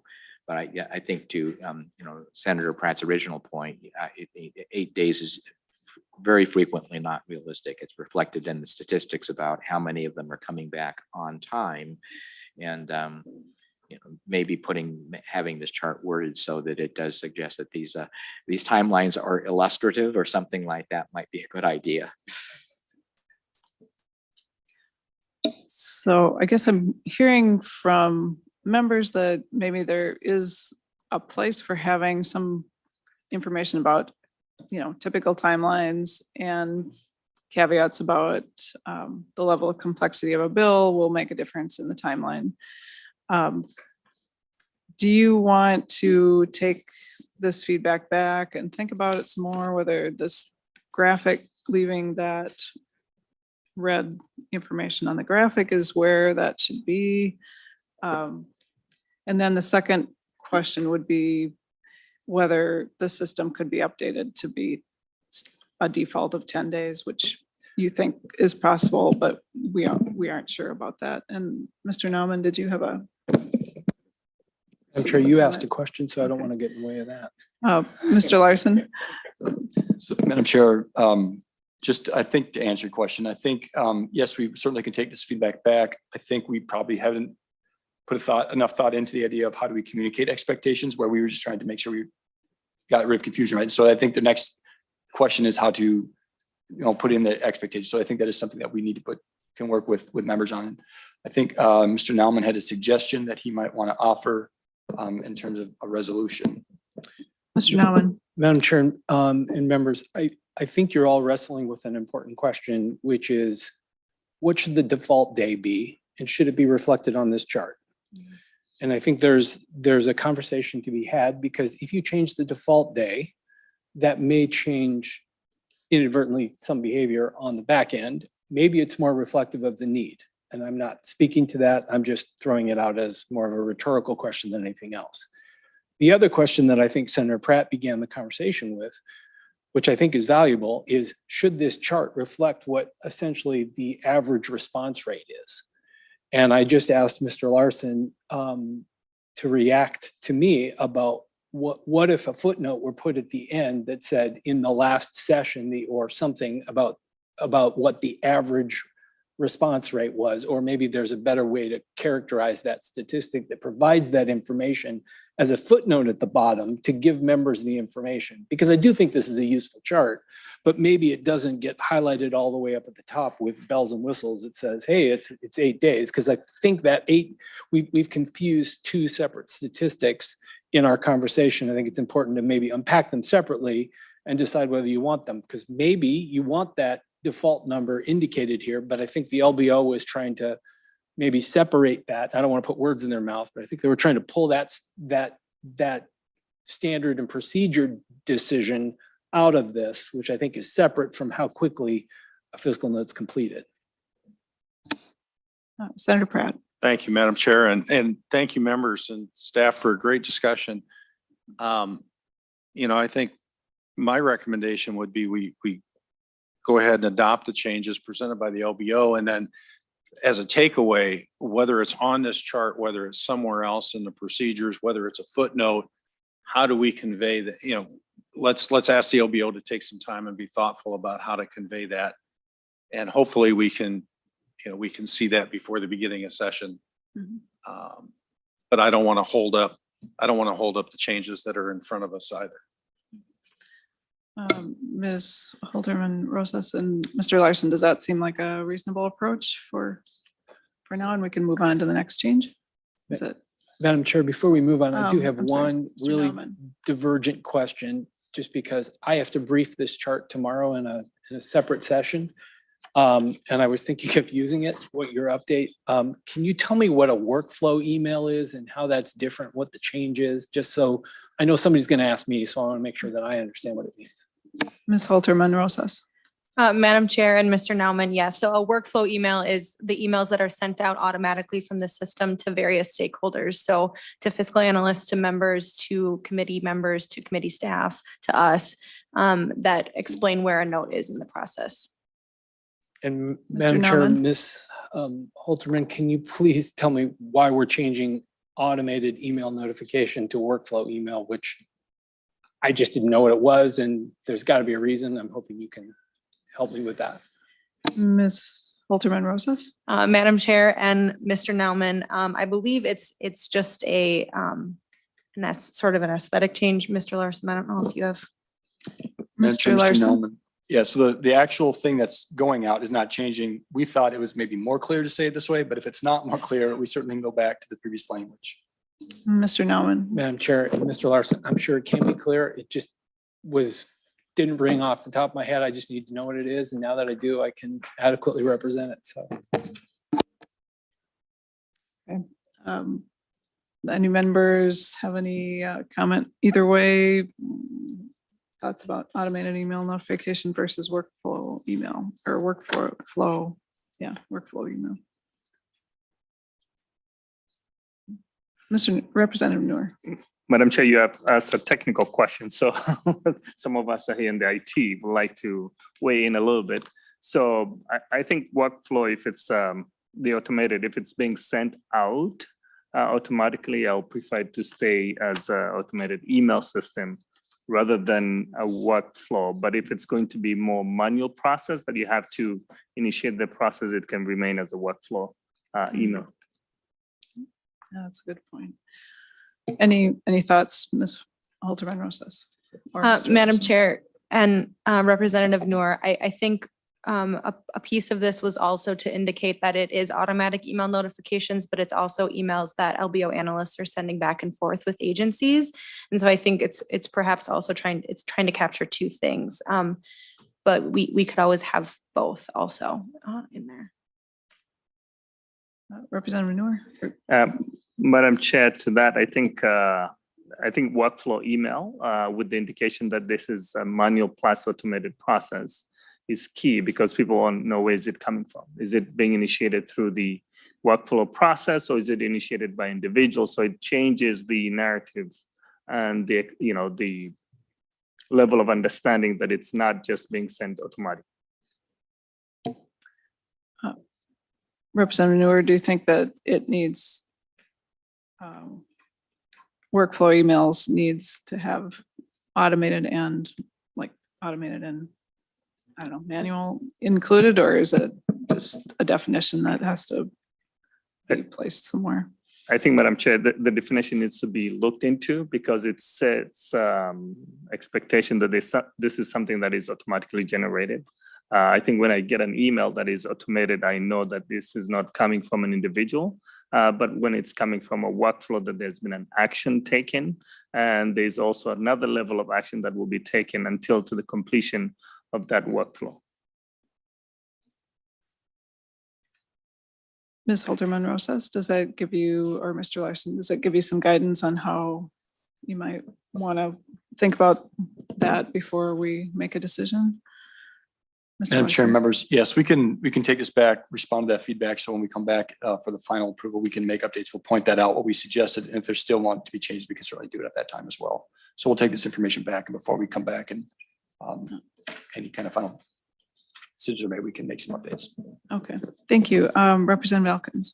Thank you, Madam Chair. So I think Representative Noor is making an important distinction. Are these notifications system generated or human generated? And if they're system generated, that maybe the right term is actually automated workflow now message. Mr. Larson. Noted.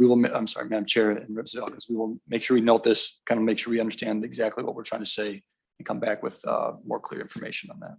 Okay, thank you. Do you want to move forward with the proposed change number 3? Thank you, Madam Chair. The third change is found on page 4 of the summary document, and it's a proposed change to page 18 of the Uniform Standards and Procedures. This is a proposed change to the standard on regular fiscal notes, which is in chapter 1 of the document. And we are proposing to add the location of revenue analyses to this standard to keep the description of fiscal notes here consistent with the change that we're proposing in proposed change 1. So Madam Chair, that is the third proposed change. Members, any questions about this? Not seeing any questions about this proposed change. You can move forward. Thank you, Madam Chair. Moving to page 5 of the summary document, we are on the fourth proposed change.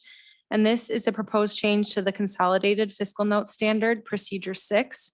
This standard can be found on page 20 of the current USPs. The Procedure 6 currently reads, agencies will, with LBO assistance when needed, coordinate and cooperate with each other to ensure that consolidated fiscal notes avoid contradictory assumptions, double counting, and omissions. The change that we are proposing would replace the word avoid with the phrase do not have, and change the and to an or. So that the procedure would instead read, agencies will, with LBO assistance when needed, coordinate and cooperate with one another to ensure that consolidated fiscal notes do not have contradictory assumptions, double counting, or omissions. And this just clarifies the expectations for fiscal notes, both for the agencies and for the LBO. So Madam Chair, that is the fourth proposed change. Members, any questions about that proposed change? It seems Seems like a reasonable clarification. I don't know if the agency perspective, do you have any thoughts or? I don't mean to put you on the spot. You don't have to have No, any. I just wanted to. Madam Chair, that's a great, I think this is certainly what we always strive for, and I think it makes sense to clarify, not saying do your best to avoid things, but rather we can't have contradictory assumptions. I think the only thing, as I read this, I was mulling over, I was trying to think back to, like, are there cases where sometimes assumptions are just thorny because agencies are coming from two different perspectives, but I think that there always needs to be an effort to eliminate contradiction. So I think it makes sense. I don't have concerns. Thank you. And you can move forward with the next change. Thank you, Madam Chair. Proposed change 5 begins on page 6 of the summary document.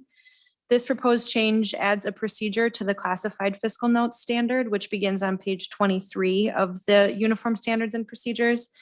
And this proposed change would come on page 24, where we propose adding a procedure 13, which would state that if language that was used for a classified unofficial fiscal note request becomes public prior to the completion of that fiscal note request, the classified unofficial fiscal note request should be inactivated by the requester and replaced with a regular fiscal note request.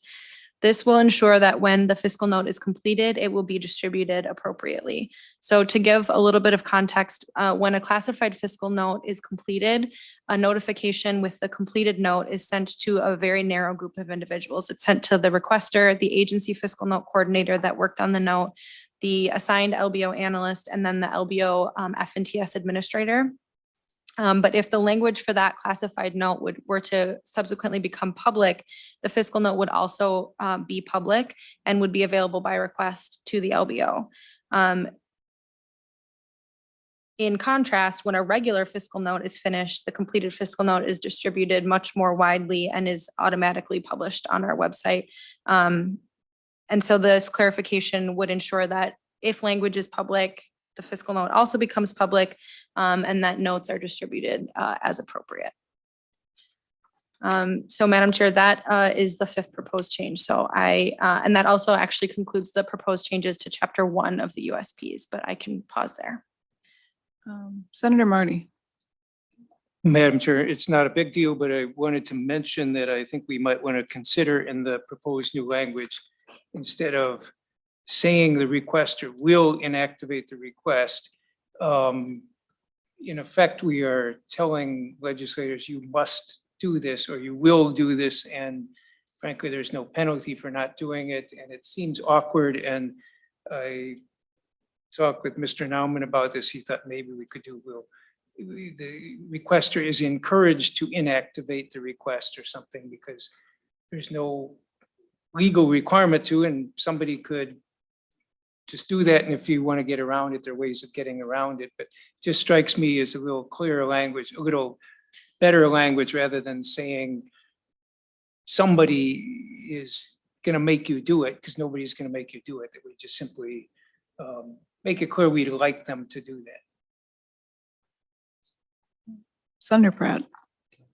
Thank you, Madam Chair. And Senator Marty, I think you're touching a little bit on the question I had, but maybe from a slightly different angle.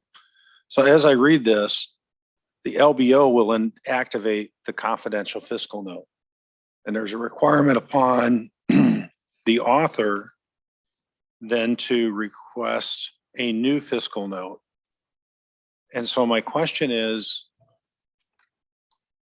I guess I don't understand why we have to take that step, especially if, let's say, most of the work has already been done on a confidential fiscal note. Can't we just modify it from confidential to public? And then my second question is, what's the standard for the language being publicly available? Ms. Holterman Rosas or Mr. Larson? Chair Clinton and Senator Pratt. So because of the limitation, so to kind of answer to your question, so it's because of the limitations in this fiscal note tracking system is why we propose the language in this regard. So to answer your first question, would it be that the LBO would then inactivate it and then require another request? The LBO historically has not taken the step of inactivating or activating requests on behalf like that. In the statute, we hold pretty strong to the idea that the LBO is the reviewer of fiscal notes. We are not the requester of notes. That has to come from the members who are allowed to do so, right? The chairs of standing finance committees. And so we do not inactivate requests, and we would continue not to inactivate requests if this was the if this procedure were to be adopted, as with the will inactivate. The reason we propose this language is because of how the fiscal note tracking system interacts with classified unofficial fiscal notes. We don't have a switch to turn a note that's in the system from a classified request into an unclassified request. And when a classified request gets distributed, it's distributed very narrowly, and we don't have the ability to say, okay, now distribute it widely.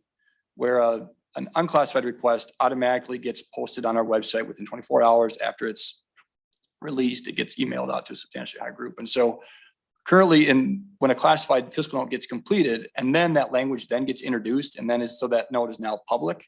So that's the trigger. If that language gets introduced, that language is now public, and that fiscal note is now public, then that note can be distributed. The system or the, Kathy, do we have a charger? Apologies.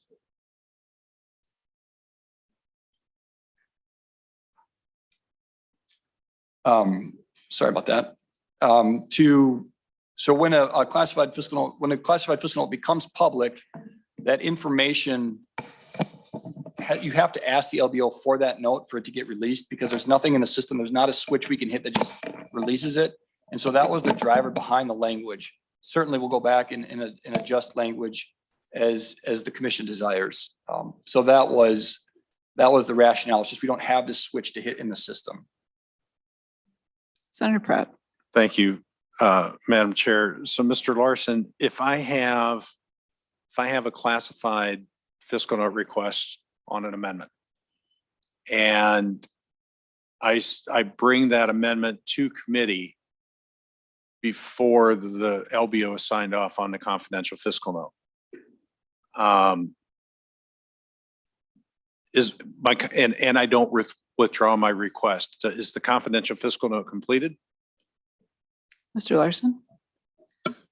Madam Chair and Senator Pratt, yes, we would still move forward. It's an active request. We still have to be completed. It would just officially, we would say, there's nothing in the system that would say this, right? We would say, as an office, this is now a public fiscal note. So when it gets completed, anybody could have access to it. How the system would read it, it's still a classified request. And so that would not be distributed. It would not be posted on our website. We just don't have, there's nothing built into the system that says, okay, system, send it out or post it online. And so that's the hang up. Senator Pratt. Mr. Nauman. Madam Chair, statute gives the authority to request a fiscal note in a variety of different ways to a member or a chair. And the way that fiscal staff in the Senate, and I believe in the House, operationalize that is that we make those requests on your behalf. So I would interpret this language that the requester will inactivate the request as being a mandate upon the member as the requester that we would then operationalize. And as a will, there would be a requirement that fiscal staff would have to, when we have the communication with the LBO, it frequently takes the form of the LBO analyst calling one of the fiscal staff and saying, hey, this one is gone. This is now a public document, and it should become a regular fiscal note request as opposed to a classified unofficial note. And that means that the way I interpret that and how we would operationalize that is that we would then be required under this procedure to change it or inactivate that request. That's fine given the circumstances. However, the question that I ask is, as members, could there be a circumstance where you might want that to continue as a classified unofficial fiscal note, even though it's redundant? And I can't read everyone's mind, and it would put the fiscal staff in the position of having to have a second conversation with you to say, okay, Representative Noor, you had this request that was a classified unofficial. You made this a public document. Now it should convert. That's a further conversation and a further decision that we would then need to have. And if members feel like that's the appropriate course, I think it works fine. I just think that there might be a circumstance where we're making sort of a blanket requirement for all of these conversations to happen, that you might want to at least wrestle with that. How do you feel about all that if this became a uniform standard and procedure as a mandate? Representative Noor. Thank you, Madam Chair. I think that sometimes it happens that you want something to remain, classified and non-public. It has happened to me, so I can understand that.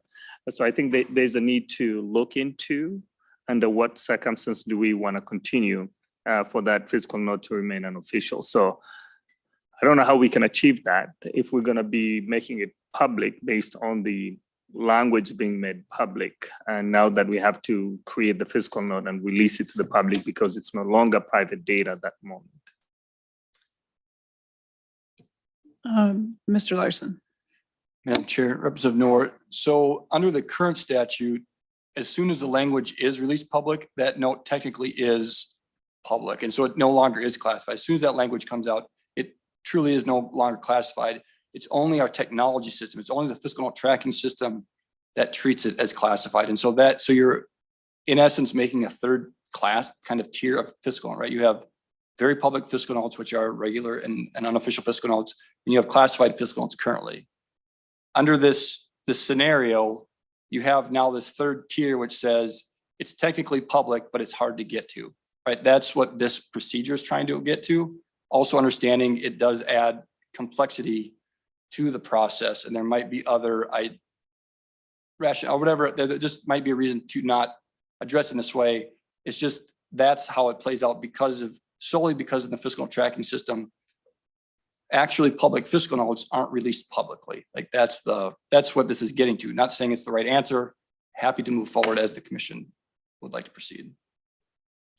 And just for my clarification, when it says become publicly available, that means introduction as a bill, or Madam is there Chair, more to it doesn't have to Mr. be so Larson? as official as introduced as an amendment or introduced as a bill. If it's shown in a public committee hearing but not introduced as a bill, it's a little broader than just introduced. But within, I think I need to go back and make sure. Madam Chair, I think the Mr. Nolan? language reads made available for public consideration. And I think we've had circumstances where a member may have handed out some draft language that was identical to something. And I think the LBO has then interpreted that as made available for public consideration.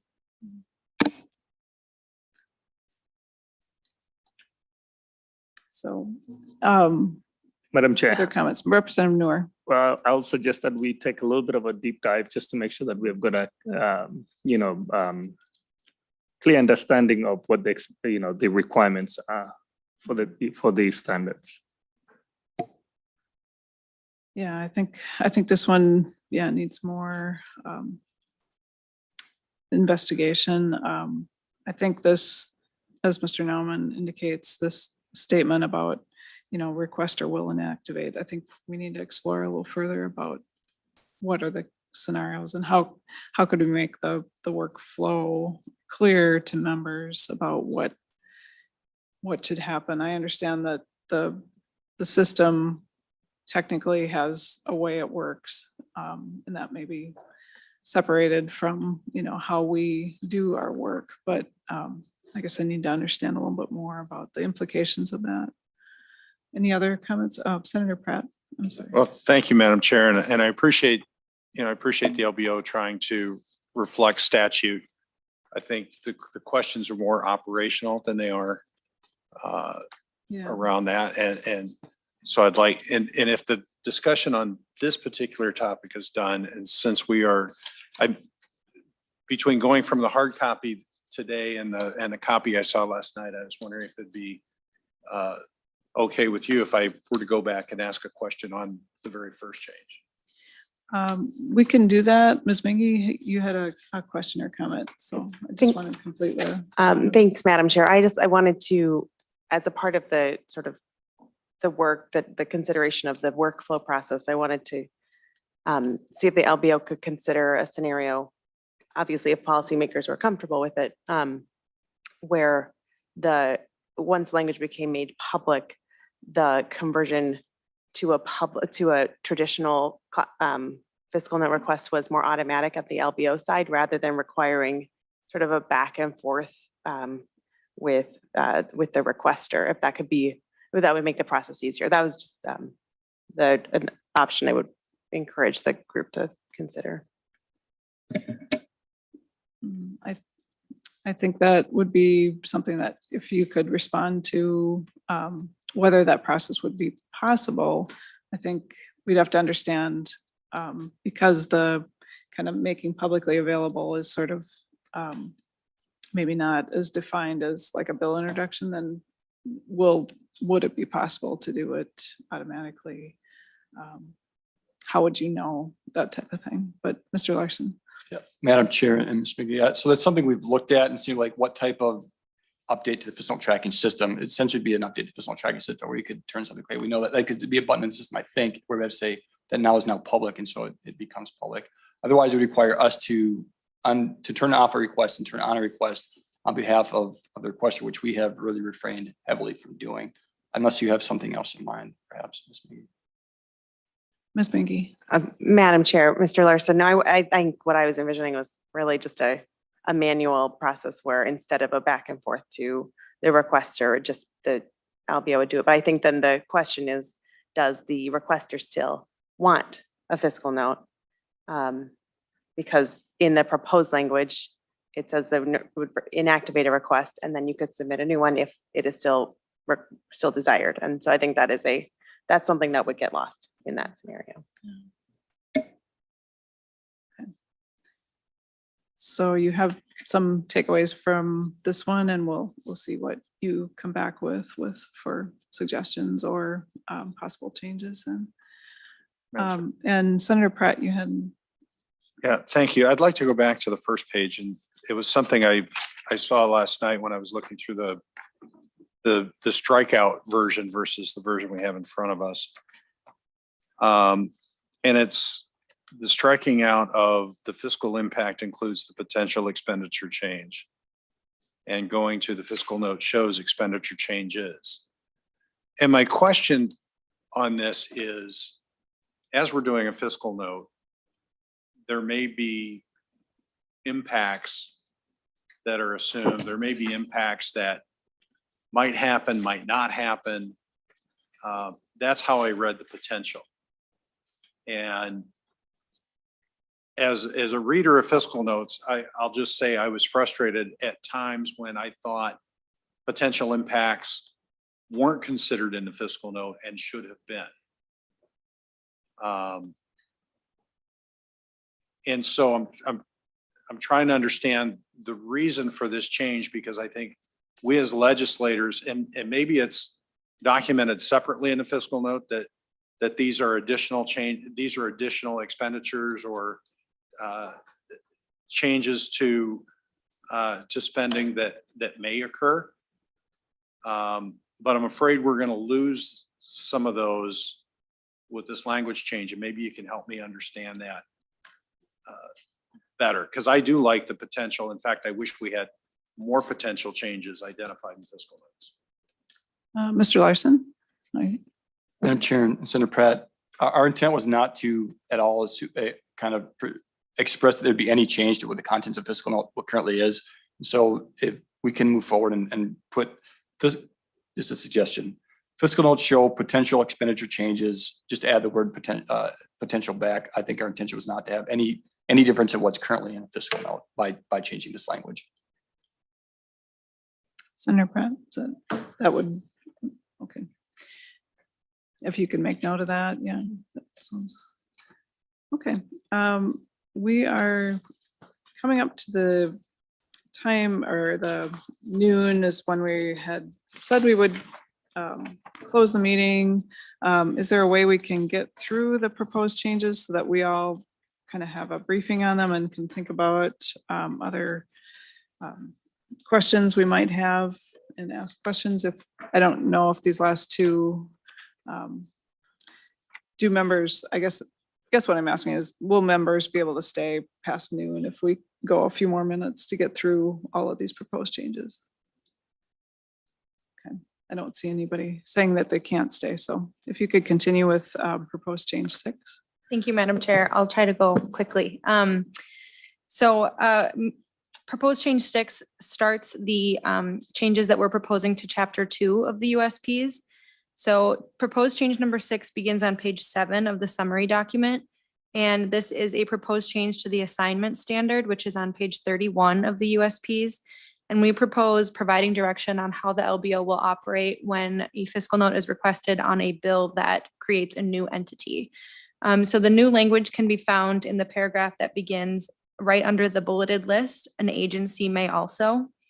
And the new language starts with 4 instances where a new entity, and goes through the end of that paragraph.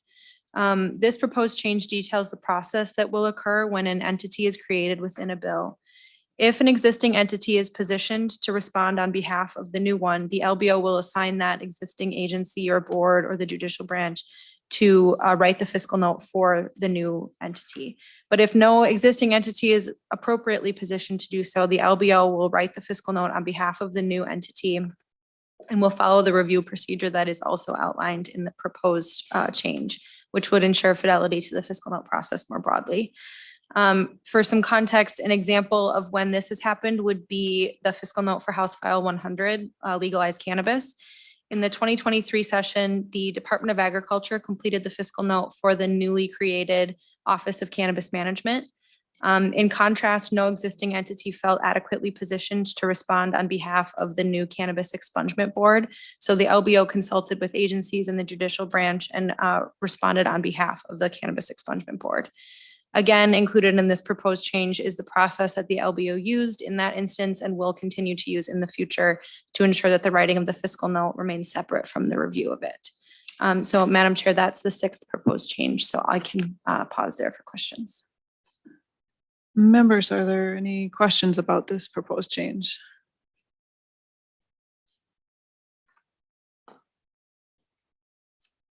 Okay, I'm not seeing any questions about that. To the proposed change 7. Thank you, Madam Chair. The final proposed change begins on page 9 of the summary document, and it really does 3 separate things to the assumptions and estimate standard, which begins on page 33 of the Uniform Standards and Procedures. So first, this proposed change updates the standard and adds a procedure 10 to clarify that while tax revenue impacts from DOR revenue analyses are generally excluded from fiscal note tables, there may be times when that impact is essential to the understanding of the fiscal implications of a bill and would therefore be included in the tables of the fiscal note. The tax revenue impact would be considered essential in cases where there are dedicated revenues that directly fund the expenditures in a bill. Dedicated fee revenue impacts are already included in fiscal note tables, and this proposed change would apply the same principle to dedicated tax revenues where they are deemed essential. So this would give the LBO the clarity and the flexibility around when we, of course, in consultation with fiscal staff and agencies, bill authors may decide to include the impact from the revenue analysis in the fiscal note tables. These, again, would always be instances where it would be impossible either for the fiscal note to even be completed or for the fiscal impact of the bill to be understood without the tax revenue impact included. The best example of this would be from the sports betting bill, Senate File 1949 in the 2023 session. The tax and the fee revenue that are generated in that bill fund the expenditures and the grant appropriations of the bill. So in order for an agency to even complete a fiscal note with accurate fund source information and workload, they would need to have that tax revenue analysis information, and that would need to be included in the fiscal note.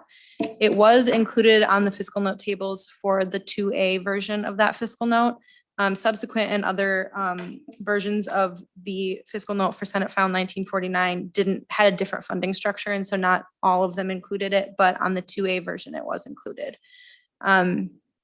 The procedure that we are proposing to add also identifies that in cases where the revenue analysis is not complete at the time that a fiscal note is ready to be completed and is able to be completed without their tax revenue information, the LBO will add a comment upon final sign off to indicate directly on the fiscal note where the revenue analysis can be found. Madam Chair, that concludes the first part of this change, so I can pause there before moving to the second and third parts if there are questions specific to that piece of it. Any questions? Senator Pratt. Thank you, Madam Chair. So if I understand it, tax collections would only be counted on the fiscal note where it was specifically tied to an expenditure. And if there were a tax impact, revenue impact, that weren't tied to an expenditure, that would not be reflected in the fiscal note. Is that correct? Ms. Holterman Rosas. Madam Chair and Senator Pratt, that's correct. In 99.9% of the cases, it's, we want to have just a single trigger for when it would be included, but for the most part, that is really the instances only when there would be dedicated expenditures coming from those tax revenues. Senator Pratt. Thank you. And then if, as you mentioned, if that revenue note weren't completed when the fiscal note was completed, but it is, how is a fiscal note complete if those revenue assumptions are integral to the fiscal note actually being completed? I mean, are we looking at a preliminary fiscal note that just talks about the expenditures with the revenue pieces coming later, or are we really planning to hold up the completion of the fiscal note? I wasn't quite sure how you ended that conversation. Ms. Holterman Rosas. Madam Chair and Senator Pratt, yes. So as long as if the note can be completed, so in instances where there may be tax revenue impacts, but they won't determine, say, the workload of the agency involved, if it can be completed, it will be. If not, and this would always be a conversation with the author, the requester, the committee. We would wait for the revenue analysis to be complete in those cases. I don't know if Mr. Larson has anything to add to that, but. Mr. Larson. Just to kind of follow up on what Ms. Holterman Rosa said. So if we use the sports betting bill as the example, there was grants that, like the size of the grant, were directly related to the assumed tax revenue that was going to be created. And so the agency wouldn't know what work they could do until the revenue was decided. And so that fiscal note, it wouldn't be released. Like, we don't have an ability to just, the LBO doesn't send out preliminary fiscal notes. That's not a practice. Like, there is a time that preliminary fiscal notes get used because they're in the system, and maybe committee staff has access to them and says, okay, I've reviewed it. I've talked to the LBO. We decided we're going to use it. That happens from time to time, but we wouldn't like have some kind of official release of something that says this is the preliminary impact, and we'll revise it. Like, we signed off, it's approved, it's out, and we'll revise it when the revenue impact comes in. Because in certain circumstances that we would try to use this standard, in this cases where the standard, where we say it is essential, we wouldn't release those notes because, for example, if those the size of the grants are related to the tax revenue, that we can't complete a note on that. There is no useful information to say, like, this is how much staffing will be needed to supervise an unknown amount of grant kind of thing. Or vice versa, in the case of like kind of a different scenario within that one version of the sports betting bill, if there wasn't going to be enough tax revenue available, and then that would then impact the general fund. The assumption is that here's how much workload we have. Tax revenue will take care of 70% of it. 30% is going to have to go somewhere. The assumption then goes to the general fund, right? We wouldn't know that. And so we wouldn't want to release a fiscal note that misspeaks to fund representation, nor to the type of staffing levels or things of that nature. And so that's what this standard is trying to get to. Mr. Nauman. Madam Chair, Mr. Larson, if this procedure were in fact in place and there was a fiscal note that depended upon the conclusion of a revenue analysis from the Department of Revenue. Would the LBO's practice under this procedure be to wait on the completion of a revenue or a fiscal note rather, until that revenue analysis has been completed? And is that different from how you currently respond right now? Mr. Larson. Madam Chair and Mr. Nauman. So it's not really different in practice. So this is trying to clarify how we currently would operate with this, and that we don't hold up fiscal notes for revenue analysis in the vast majority of notes, because we don't think, because in those cases, it does, there's not a dedicated revenue source for that note. In the case of this, again, we have this one really specific case of this sports betting note where there's dedicated tax revenue. In that case, the note could not be completed, and therefore, whether this standard existed or not, we didn't move forward until we had that revenue piece of it for that particular note. So this is clarifying how we operated. And we think that's, we could, I guess from a fiscal perspective, we think that would be responsible, and that you really can't understand the fiscal impact without understanding the revenue side of it. That's not, in the vast majority of cases, that's not the case. In these very specific circumstances, that's what we're trying to speak to. And so our practice really isn't changing. Mr. Nauman. Thank you, Madam Chair. Any other questions or discussion about that part? And Ms. Holterman Rosas, you said there's another component to this. Yes, Madam Chair. The other part of this proposed change to this standard would be to add another procedure, which would be procedure 11. If the commission were to adopt it, that further solidifies the assertion that fiscal notes are completed on the actual magnitude and timing of the costs of a bill, rather than based on the appropriation amount or timing. And this procedure specifically addresses scenarios of grant funding or other bulk funding where the appropriations the timing of the appropriation in the bill may not line up exactly with when the actual cost will incur at the agency.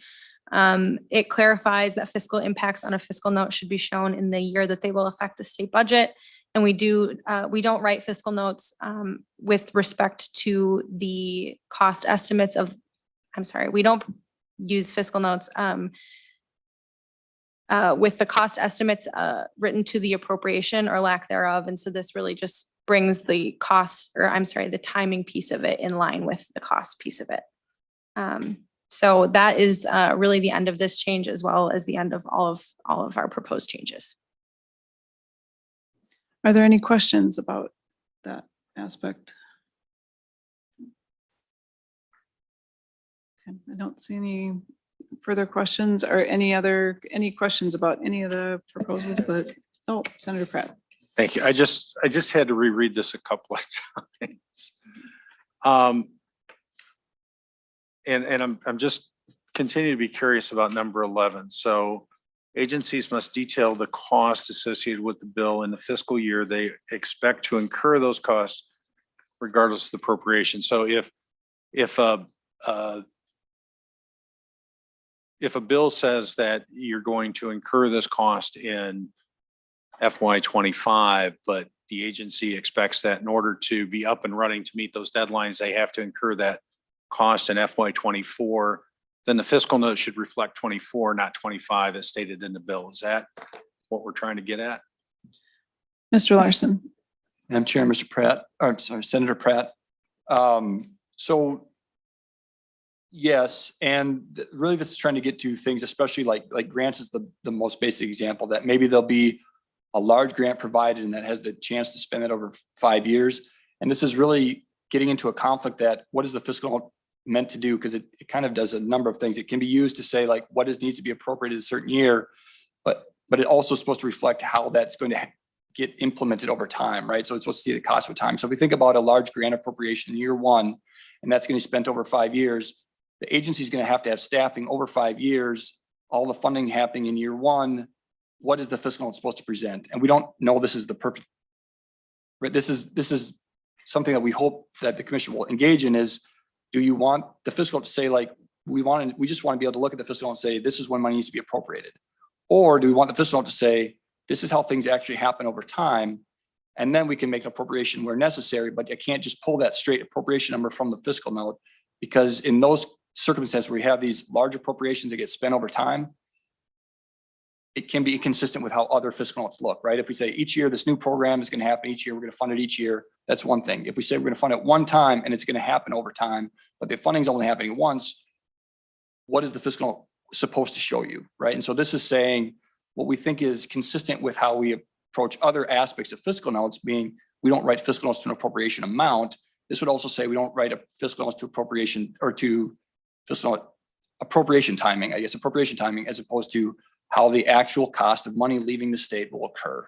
Or I guess that's the rationale for it. And we don't know if this is something that we struggle with internally in terms of how to address things like grants and other kind of large appropriations spent over time. Got it. Thanks. Any other questions? Okay. Well, I think we've provided some feedback on some of them that if you would like to provide us, revised proposals. I guess one of the next things we were going to talk about are future meeting dates. What we were hoping is that we would meet again in about a month, and then we would be able to take action on the proposed changes, so that then the LBO can move forward with the implementation of the changes and be prepared for next session.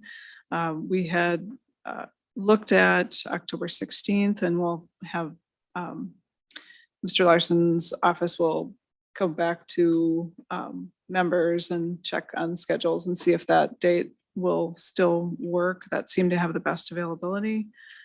And so we'll move forward under that. And I guess I'll find out from you, Mr. Larson, if you want to provide us a revised summary prior to the meetings, that we can review that and then come to the meeting with any further questions or, kind of decisions on those proposed changes. Can we work that way? And I guess the last other thing, we had other topics that we had discussed at prior meetings, those of us who were on the commission. I don't know if members have any particular topics. Representative Elkins, I think you do. If you want to let us know kind of what those are briefly, and then I can also talk with you further about how we could get those scheduled for discussion. But Representative Elkins.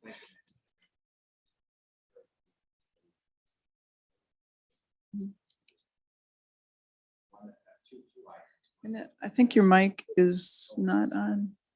Yep. Forget what room I'm in. Two items, one of which Senator Pratt has already touched on, cases where it seems fairly obvious that not all of the factors that should be reflected in the fiscal note are not there. And I have one particular example that comes to mind in one of the DHS fiscal notes related to the fee-for-service opt-out. In the fiscal note, it said it stated that look, we know that that there are going to be impacts on claims experience, but we don't know how to estimate them, and so they were totally ignored. Meaning that the only things that did show up on the fiscal note were changes in administrative cost. Even though there is ample evidence out in the marketplace from experience, for example, with Medicare, that claims experience under managed care plans is typically considerably less than claims experience under fee-for-service plans like fee-for-service traditional Medicare. So that one really stuck out at me because we had an agency preparing a fiscal note that was acknowledging the existence of an impact, but just blowing it off because they claimed they didn't know how to estimate it. And that would be the kind of thing that I would think that value add that you guys are adding is to catch that kind of thing. And if we are going to be budgeting for to hire contractors to come in and provide specialized expertise in some cases, I would think that might be an example. So I mean, we have kind of a shadow fiscal note process in place with commerce related to healthcare insurance mandates. And they're short-staffed to do this kind of work as well. So they hired a contractor to help with exactly that kind of analysis. Now, the results aren't appreciably better actually, but yeah, that might be a potential model for addressing the concern that Senator Pratt and I have raised. The other one is fairly technical. There's an assumption, and I can never find it when I go back through the binder. It may just be implicit that if you're considering the fiscal impact that relates to a contract with a third-party vendor, that you'll evaluate the proposal under the current contract, even in cases where that contract will expire before the proposed law takes effect. And even in one case where the legislature had specified that a different contracting method be used and the next time that contract was issued. So I'm thinking specifically of the CGIP pharmacy benefit management contract. So we passed a law that said that henceforth we will award the CGIP State Employee Group Insurance Plan PBM contract through a reverse auction process. I had a related fiscal note that was one version of the bill was in a term just before that, and then a new version of the bill just after that. And the fiscal note came out exactly the same. So I'll put this into to more detail, but you know, if assumptions like that are only implicit and aren't in the manual, they ought to be explicit in the manual. And in the case of that particular assumption, I don't think it's an appropriate assumption to begin with. Okay. Thank you. Any other members have any other suggestions or topics? And you can be thinking about them and communicate them later, but just wanted to give people an opportunity. Okay, I don't see any more, so we will have the scheduling of the next meeting. We'll work on that and then get that meeting notice or meeting information sent out, and then we will hopefully receive more information and come prepared at the next meeting to be able to discuss and adopt or not the proposed changes. So thank you very much to you, Mr. Larson, and Ms. Halterman Rosas for the in-depth review with us. I appreciate your time. And if there aren't any other thoughts, this meeting is adjourned.